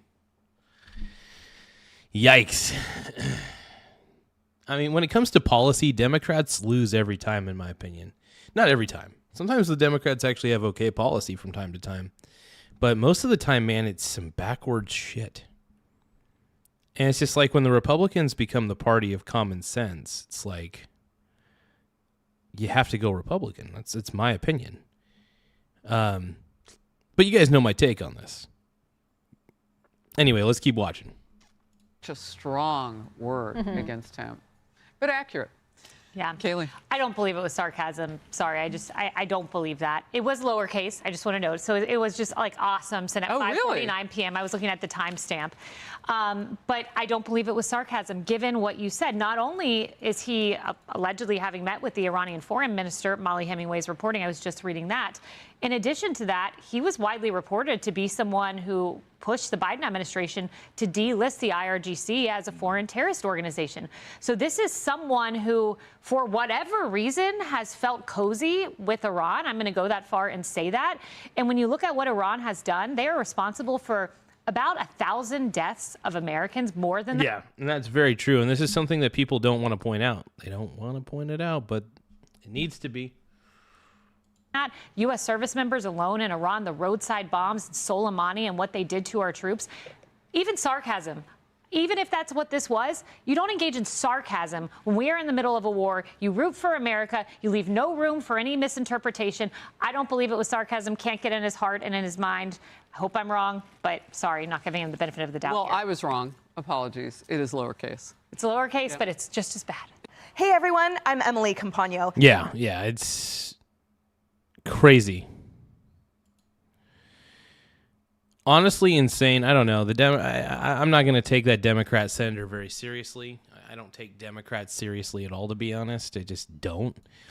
It looks like supposedly there's going to be bombing tomorrow. This is what the Big Money Show is saying on Fox Business. I do have to admit, I do enjoy, even though I actually enjoy watching CNBC and Fox Business because they're both finance channels, and that's kind of what we're into. But they have been keeping tabs on this war because a lot of the things that happen in this war greatly affect the outcome of markets. The market outcomes are greatly affected by the events that happen around the world. So, obviously this war with Iran is going to send the markets up and down, up and down, up and down. You can't always predict what direction. And institutional investors may end up panicking. That is always a possibility. I do like to check the markets toward the end of the day like I'm doing right now. So I'm checking the markets on my phone. And let's see. So silver went down a bit. Honestly, I ended up buying the dip on silver because I love silver. I think it's a fabulous precious metal. But yeah, man, the goal is always... Yeah, I'm always buying silver on the dip, though. You guys know that. I'm a silver freak. I'm a freak for the silver, man. Give me that silver. But also the small cap ETFs, man, like VSS went down again, 157.51. Oh, wait, no, it went back up. I take that back and went back up a little bit. Nice. So I was able to buy it at a lower price today, the VSS. And just to let you guys know, the VSS is the Vanguard FTSE, all world, excluding the US, small cap ETF. And the reason I love swing trading the VSS is very simple. It's very volatile, and volatility is my friend in a lot of these situations. And yeah. I love the volatility, man. When it comes to the nature of a swinging market, I love the volatility. I'm all about that life. Give me a volatile market any day. Now, granted, the volatility itself needs to be backed by a product that has intrinsic value, which is one of the reasons why I swing trade a diversified level of small cap companies that are in an ETF. But I also make sure that I'm globally diversified across the small cap space.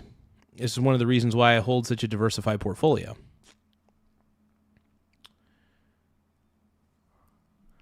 Hopefully that makes sense. Hopefully you guys understand what I just said, but give me another moment. And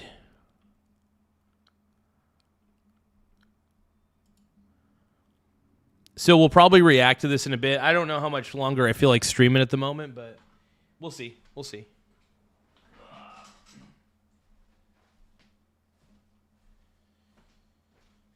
Weather's going to be looking a little crazy today. Let's see.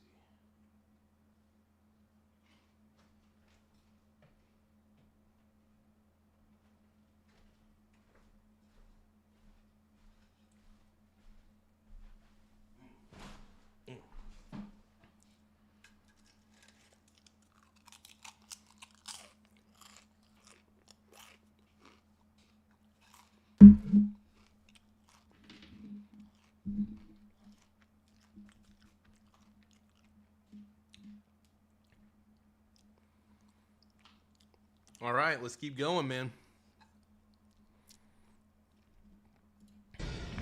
The 2-week ceasefire expires on Wednesday, and the president says he has zero interest in extending it. But of course, the clock is ticking, and President Trump has warned that a failed deal means strikes on critical Iranian infrastructure. So could potential peace be slipping away?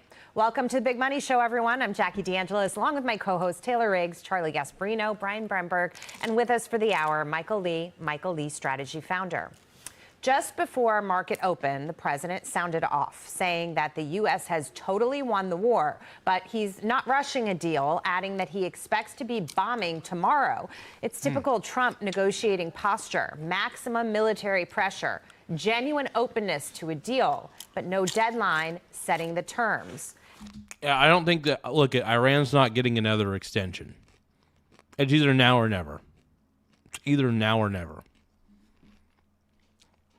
So make it happen now or not, you know. Look, the ball is in Iran's court. All they got to do is just comply. Simple as that, man.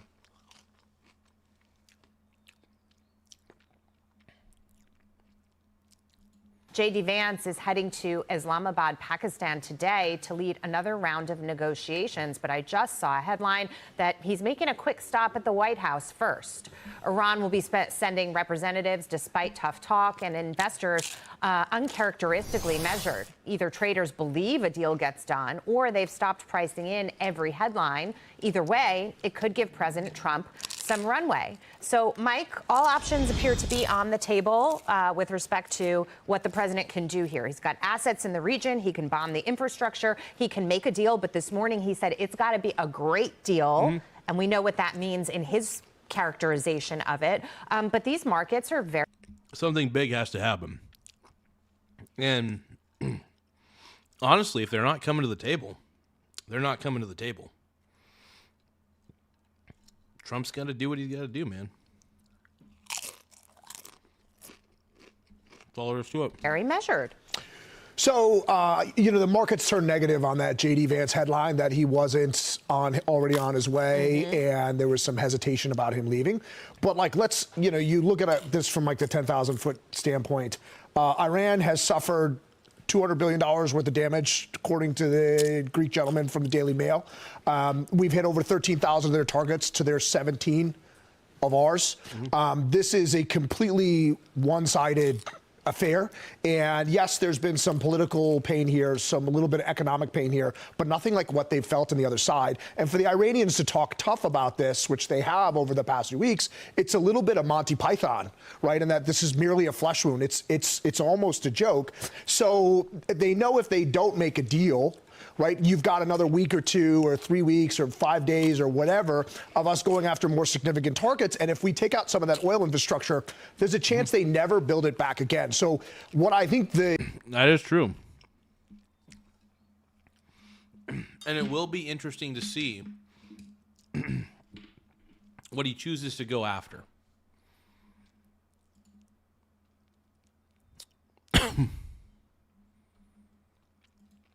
Oh, everybody give a shout out to Annie. Thank you for sending a clapping seal. I really do appreciate it. So we're going to give Annie another shout out on the chat. Thank you so much for the clapping seal for 250 joules. Thank you, thank you, thank you.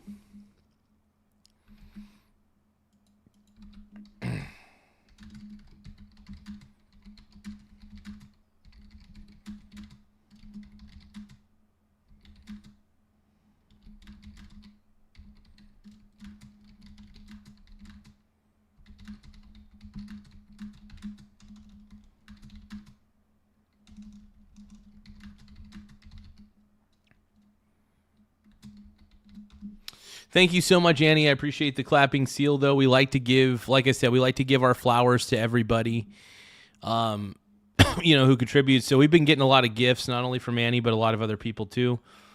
We got a lot of super chats today. Well, not a lot of super chats, but we got a lot of gifts, though, more importantly. I like to encourage the gifts, man. So anytime we get gifts on this show, dude, it keeps us flowing. It keeps us pumping quite a bit, dude. Pumps it up. Like a bath mate. Yo, I pump it up. Like a bath mate. Oh. But no, big time. I do want to thank you, Annie, for those super chats and the gifts. It really helps out a lot. So we're going to keep on rolling, man. We're keeping this channel fresh. Keeping the mussy. The mussy is the bussy, and I don't know why. I don't know why. The market is pricing in and is looking at is that it's in everyone's best interest to come to some sort of a deal right now. And even if it's not final, if it's got a framework, then we'll work towards that. And we've seen that with the tariffs and the way that Trump is that he is going to be as bombastic as he has to be to get to where, an ending point that's suitable for him and for the United States. And I think we get there. I think that's what you're seeing in the markets, because the other side is more Oh, but I enjoy giving the shout-outs, but okay. I'll try not to give too many shout-outs to you on that one. Or Iran and just everyone. But I do want to thank you, though. Anytime we get a gift, we like to thank for the gifts at the very least. Give a verbal shout-out. stuff like that. So, Annie, I do want to thank you again, though, for those gifts. They really do help. Talks about how ideological and these people are and they're going to dig their heels in. I say nonsense. These guys have tens of billions of dollars in their numbered accounts in Dubai, right? Used to be Switzerland. Well, just remember, guys, we don't have any mods. We intentionally keep it that way. Technically, I'm the judge, jury, and executioner. If somebody is clearly spamming, I'll block them. I do. I've been trying to make a better effort to get rid of the spammers in the chat, because like Odin, for example, was getting a little too out of hand. He was spamming, so I think I could have swore I ended up blocking him, just because a lot of the stuff he was saying was just nonsense and was just spamming like crazy. It's really the spamming. Just don't overdo it. I mean, if you overdo it, it's like, and we're talking about real crazy levels of spam. Hey, Annie. I'm glad that you have fun watching this show. Frog Eat Frog. Frog Eat Frog says he'll call me mom. Michael Garza's show is the mother of YouTube. I am YouTube's mom. Oh, God. That's not good for YouTube, man. Poor YouTube. Poor YouTube. A haven. Now it's Dubai. They own townhomes in London. For them, you have peace and prosperity on the other side of this. Instead of 4 million barrels a day, you can get up to 8 million barrels a day. You do away with the sanctions, you're going to see a lot of direct foreign investment. Right? So the other side, and then you have an entire. You're telling me Oh, come on, man. Come on. Vacation Time 247 says, spam is delicious. It's the mystery meat that never disappoints. Good Lord, man. Frog Eat Frog says, my ginger brawny mom. Spam is good. I got to admit. Spam Frog is a Eat tasty Frog food. says, I get it. I'll call Garza mom FR. Of course you will, Frog Eat Frog. Of course you will, bro. Annie, thank you so much for the gift. I appreciate it. Let me take a quick look at what the gift is. Oh, we got a hound dog. Thank you, Annie, for sending us a hound for 3,800 joules. Annie, that's a lot of joules.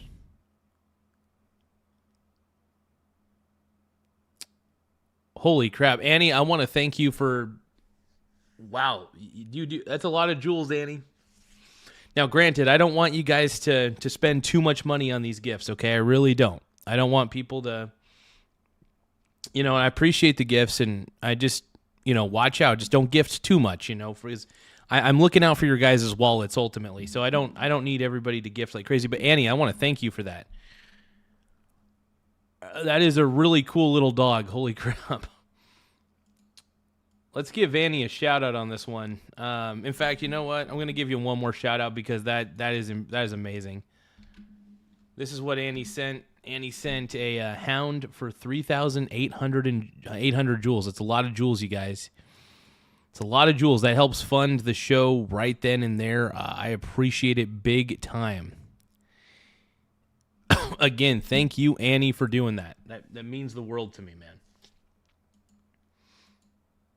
I just got a hound dog. I just got a virtual gifted hound dog, dude. How cool is that, man? That's pretty tight. That is pretty tight, man. Once again, Annie, I do appreciate that. I really do. Mullahs want direct foreign investment in Iran. That's what they're looking for here at the end of this? I don't know if they're, quote unquote, looking for it, but it's there for them if they want it and they're willing to play ball. And then now you have an entire region that is no longer a hotspot. Well, if you're them, you either play ball or you have to get out of Dodge and go hide somewhere, basically. So. And then we've had, 10 days to, rest for our soldiers who are fighting, replenish all our fuel, food, supplies, and set up another list of 13,000 targets to take out. Everybody said the ceasefire was too advantageous for them, but I agree with you. It gave us some time to regroup too. Charlie, the markets are defying what I would expect them to do, but as long as they see oil under 100, they seem to be, sort of managing every headline that's coming. And I think securing the strait was the biggest part of that. The president saying, we can do this the easy way, we can do this the hard way, but you're not taking control of this strait anymore. I want to. Yeah, and here's the thing, man. Iran should have zero control of the Strait of Hormuz. They just shouldn't have any control over it at all. That's the thing. And the fact that they do have it is unbelievable. Unbelievable, man. Agree with Mike on that, the rationality of the mullahs. And it reminds me when they killed Osama bin Laden, when the U.S. troops or the Navy SEALs went in there, busted into his compound, they found porn, right? They found a lot of porn. This is for a really religious guy. They all have their carnal desires. All these crazy. Well, I can tell you lunatics. from having lived in that region, they're extremely hypocritical. That's what I mean. In, So they all. Oh yeah, that's the thing. I think most people are hypocritical to some degree. Even I am. As long as you can admit that, you could. I think honestly, admitting that can help you become a less hypocritical person. Is admitting that you have faults and that you can be a hypocrite. That's honestly the best room for growth is to admit that you could be a hypocrite. I could be one of the biggest hypocrites of all time. I'll tell you what, I can be. Absolutely, and I'll admit that wholeheartedly. But I love it. By the way, we're at 11,198 subscribers. Once again, we're at 10,198 subs. 2 subscribers away. 2 subscribers away from hitting 10,200. Once again, we are 2 subscribers away from hitting 10,200. So I want to thank you guys. Let's keep going. They all have their carnal desires. They all like money. They all like nice meals. They all like living in nice places. They like to drink. They like to drink, even though they preach this sort of this. They bang hoes. They like to bang hoes. That's what they like to do. This weird asceticism. Is that the right close. word? I can't say the word. Sorry. You're close. You know what I mean. That said, they are crazy, and I just wonder if the markets are not coming to terms with the reality is that we probably, if I was to bet, we probably got to start bombing. I mean, I would bet that too. And that's going to cause some economic pain. I will say this though, I was out with some hedge fund traders the other day, guys with a lot of money. Hedge fund They were guys telling me that they don't pay attention to the headlines in the Times anymore, or most of the mainstream media. It's so negative. Oh my God, Frog Eat Frog is saying, Annie, are you okay? Annie, are you okay? Are you okay, Annie? You've been struck by a smooth Frog Eat Frog. Frog Eat Frog, everybody, killing it with some Michael Jackson lyrics. You've been hit by a smooth criminal. Bum bum bum bum bum bum bum bum. Woo! Dun dun dun dun dun dun dun dun dun. And it defies what their private research is saying. And their private research is more along the lines of what you're saying. It's like we've just taken out the entire economic and military and almost social infrastructure. We're about that close to taking out the social infrastructure once you start bombing bridges and stuff like that. There's not much there left. They don't have much leverage other than the threat of a drone every now and then. And each drone they throw out there, it comes less and less. So, oh, Annie just sent a turn it up for 800 joules. It's like a DJ cat. You know what? I'm going to give Annie another shout out. Annie is the MVP of the chat. Thank you for all of the virtual gifts.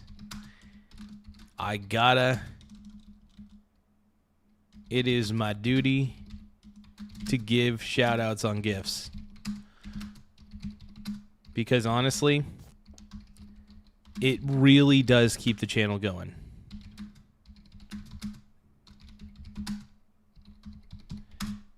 But yeah, no, that little that turn it up with the little like the cat on the DJ wheels, that thing is pretty sick. I like that. That's actually kind of cool. I like all the virtual gifts that you can actually send on here. I think it's kind of funny. But yeah, man, I love the whole virtual gift system, man. I think it's fabulous. And thank you, Annie. You basically just funded the stream for the rest of the day. You're single-handedly, dude, Annie is single-handedly keeping this stream alive, man. You're keeping the stream going, Annie, and I want to thank you big time. Thank you for sending the Turn It Up cat. That's so dope. That is so freaking pimp, dude. Hey, anytime people give me gifts, man, I want to give them a shout out, dude. You guys deserve to get shouted out if you give gifts. And And Annie, you deserve it. You deserve the shout out, man. You deserve it. I'm sorry. It's in my nature to shout people out. It's in my nature to, to give appreciation, especially in things like that, considering, Well, Annie, I appreciate it. Just all I will say is, Annie, be responsible when it comes to purchasing gifts, okay? Just don't spend too much money, okay? Appreciate you, though. I'm just looking out for your guys' wallets, too. Remember, I do want to financially educate you guys as much as possible, as much as I appreciate the gifts, and believe you me, I really do. I just don't want you to, I don't want you to go, like, bankrupt or anything like that. I know that you got self-control, but I'm looking out for you, Annie. I'm looking out for all you guys, so don't overgift just for your own sake. I mean, trust me, I appreciate these gifts. I really do. It's just don't make me worry about your wallet, okay? Don't make me worry about your wallet. I would prefer, and if honestly, if giving gifts brings you guys joy on here, I say do it, totally. But it's never a requirement. I want that to be clear. It is never a requirement. Keep that in mind. Well, I appreciate it. Annie01200 says, now that I figured out how to buy gifts, you're in trouble, Garza. Okay. Annie01200 says, I got it, buddy. I won't go broke, LOL. Okay. Yeah, trust me, I'm a mother hen a little bit sometimes, especially with you guys, because I know you guys mean well, and I never want to take advantage of anybody. That's one thing I want to say. I don't like doing that, but it's never a requirement to send a gift. We just appreciate them on the channel, but we also give shout-outs like crazy when gifts are sent. So, yeah, Frog Eat Frog, dude. Just like Frog Eat Frog says, I'm an appreciative channel mama. I am the mother, I am your guys' mother. You guys can suck on my, no, just kidding. Just kidding. Oh, God. That's so gross. Oh, I didn't even want to finish that. Even the thought of that made me gag. Ugh. Oh, anyway. Part of the positive of the markets is that people with money to... Hey, I appreciate you too, Annie. Thank you so much. Appreciate you big time. Honestly, no, those gifts really mean a lot. Annie01200 more than you realize, says, man. That really helps us out in more ways than one. Garza. Seriously, that really does help us out quite a bit. So, just the simple act of even giving gifts is just very. I'm very thankful for that. All right, let's keep going, everybody. Let's keep reacting. People with money at work are very positive. They think this is going to, and by the way, they believe, remember, markets price in the future. They believe a peace dividend is coming. Yeah. So, Taylor, if the markets are not really focusing on every single... I think that there is going to be peace eventually. I just don't know when we're going to get it. I think the only way to get peace at this point is to basically dismantle the existing regime in Iran. They've clearly not been working with us at all, so I mean, I think it's going to come down to that. Single Middle East headline, you always come with like the good news. I have some good news. What are they focusing on? Well, what Charlie says, you don't invest on emotions and headlines, you invest on the fundamentals, and the fundamentals remain strong. We'll get to... Yeah, if companies are good, if it's a good company, it's a good company. It doesn't really matter what the global markets say. Traditionally speaking, if you want to win, just win. That's all you got to do, man. Kevin Worsh later, but he's talking about some of those fundamentals. So my theme for today is weighing all the evidence. The bull market deserves the benefit of the doubt. Let's give this market the benefit of the doubt that goes Absolutely. higher. A few points. One, we had that massive contraction that we just saw that pulled tech valuations back down to 2023 levels. So we've had a big run up, but that still shows that there is room to grow. If you believe the fundamentals, we're going to start to get big tech tomorrow with Tesla after the bell. Look, I think big tech earnings are going to be good. I think the better the AI gets, the more these companies are going to get more and more profitable. Granted, could it be a little bit of a ticking, you know what? I don't know. It could be. It very well could be. But I think a lot of these tech companies, man, are doing fabulous job, and they're really kicking butt, dude. So I believe in a lot of these tech companies. Obviously, and here's the thing. I know that AI has taken a lot of jobs, and that's scary. But I think the only way you can win at this point as a individual is to invest. And that's one of the reasons why I actually do have positions in the tech sector. Even though the only thing that pisses me off about a lot of these tech companies is they don't pay a dividend. I'm one of those guys, man. I need a dividend. I want you to pay me to hold your stock. I love the dividend payouts. Now, obviously, dividends are never a requirement, and a company can really stop a dividend at any time. But to be honest, though, that's one of the reasons why I love, dividend stocks. It's because I never have to sell. I never have to sell the goose that is laying the eggs. You know what I mean? Because once you sell the stock, you're basically selling the goose that's laying all these golden eggs. And when I say golden eggs, I'm really equating those to the dividends. The dividends are the golden eggs. And of course, the company itself is the golden goose. Hey, Frog Eat Frog, get your sleep, man. Get that sleep, brother. It's good to see you, man. I appreciate everybody for contributing as much as they've contributed, all the gifts and everything. This is amazing, dude. You guys, seriously, you guys are single-handedly keeping this show. You guys are keeping this show on the up and up. Small caps in emerging markets are still looking at attractive potential when you see that the big decline that they've had. And remember, everyone... Oh, yeah, that's right. Some of the emerging markets went down. So when I looked at the VSS is like kind of all-world small cap. Except for excluding U.S. 156.32. Whoa. Oh, snap. Yeah, the VSS, when I should have actually taken, you see, I always need to take a look at the markets 5 minutes before the markets close, because sometimes there's really good buying opportunities to get whatever you want to get at an even cheaper price than you anticipated. That's something that's kind of fun and cool to do. So I love getting things at a cheaper price, especially when it comes to my investments. But yeah. No, big time, man. Looks like it's raining pretty hard out there. Oh, man, I was going to go for a walk later, but I mean, I could always, if I do end up going for a walk later, I could always go down and play basketball. Except for it's probably drenched down there because there's the courts that have a covered area.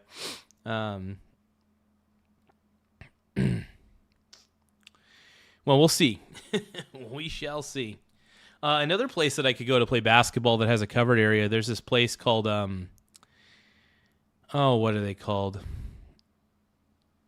It's like an elementary school on top of a hill.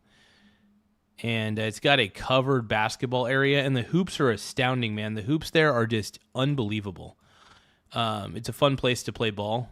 I really enjoy playing ball down there. It's great. It's amazing. Coming into this year was like, ooh, international, ooh, emerging markets. It's been all U.S. so far. So if that theme were to continue, international and emerging markets still holds room.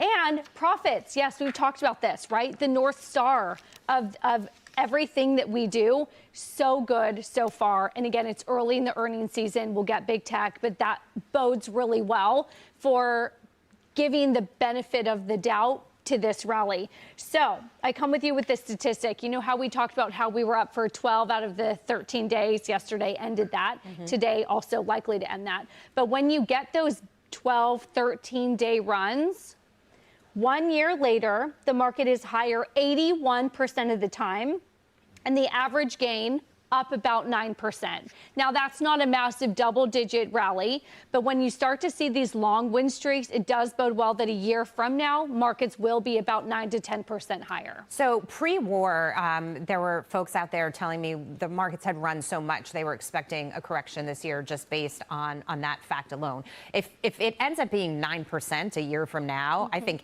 everybody would take that and say, that's great. You get to go wherever you want. Really? Yeah. Dealer's choice, huh? Correct. Okay, I really wish I could believe Mike Lee that the mullahs want foreign direct investment. I don't know what they have stashed under their bed. I don't think. You know it's not good. Probably not good. I wouldn't. And here's the thing. One of the reasons why I space out my investments is, like, even though I love U.S. stocks, I still want to space out my investments to make sure that I am exposed internationally when I'm swing trading. This is one of the reasons why it's so important for me to have the VSS.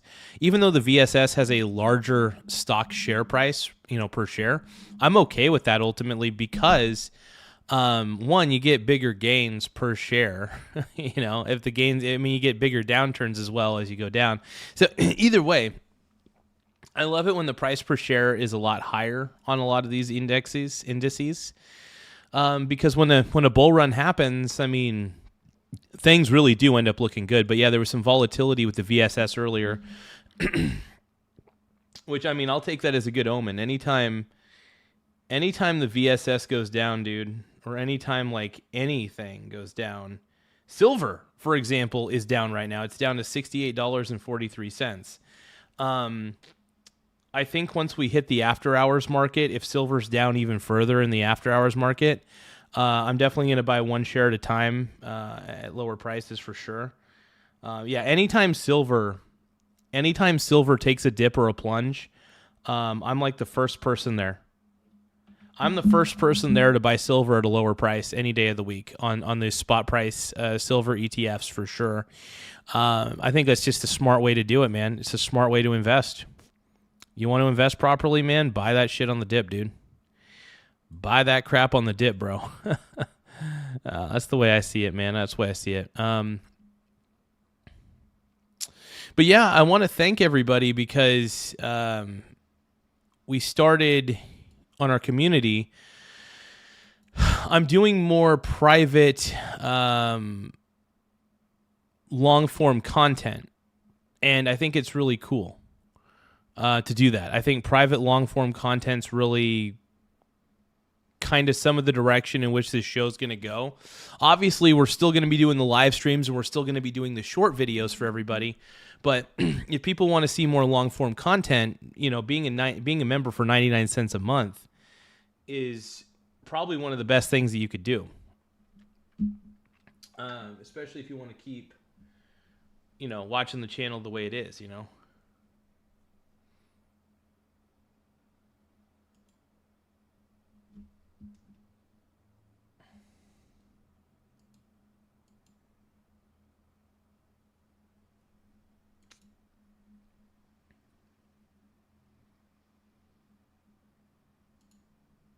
Give me just another moment, you guys.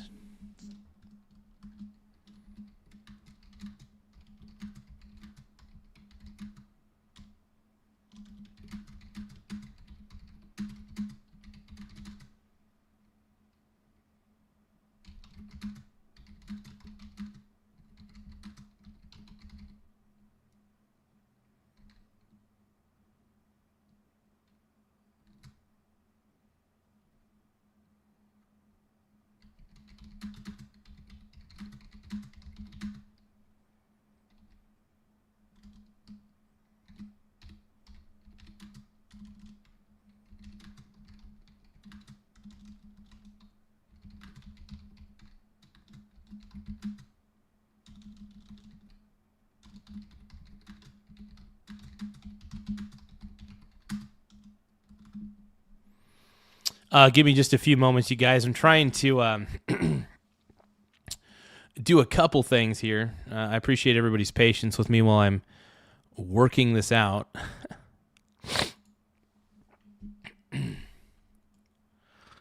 You're a pink brony, bro.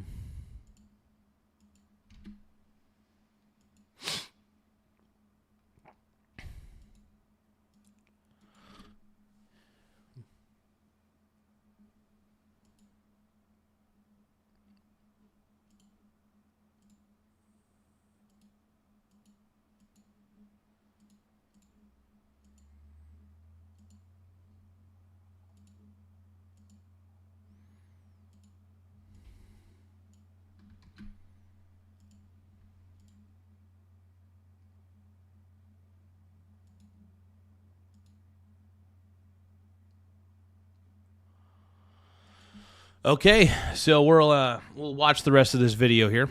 Recommend looking at that. I don't think they want that. Here's what I like I have no idea what's going to happen. Obviously, there's things the president's saying that I like. He's saying I'm not going to take a bad deal. Right.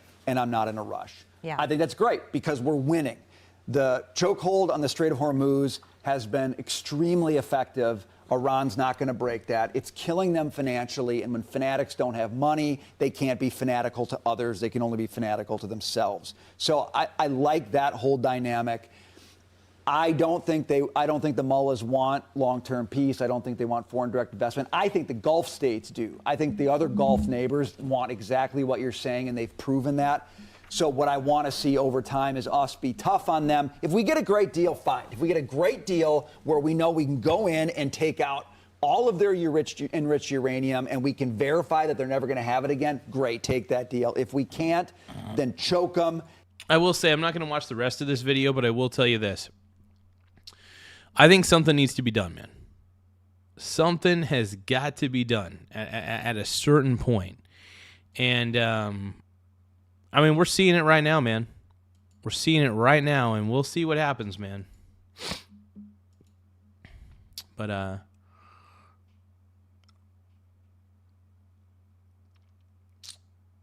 no, overall, look, like I said, one of the reasons why I'm not a big fan of Iran is because of the heavily enriched uranium, all that stuff like that. It just felt wrong.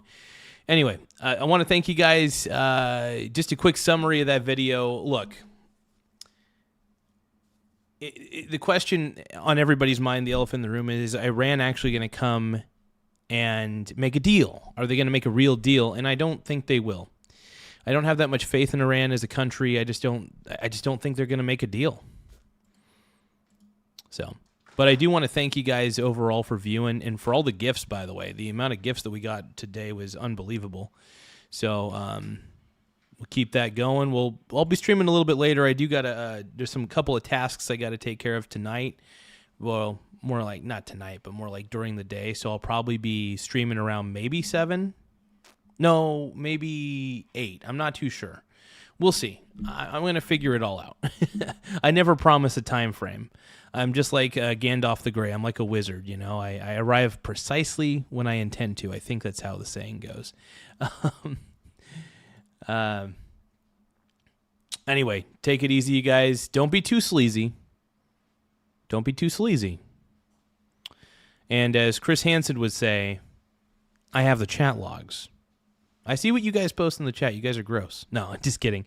I'm not going to kink shame any of you guys. You guys are amazing. And stay fresh, though. Keep those mussies fresh, okay?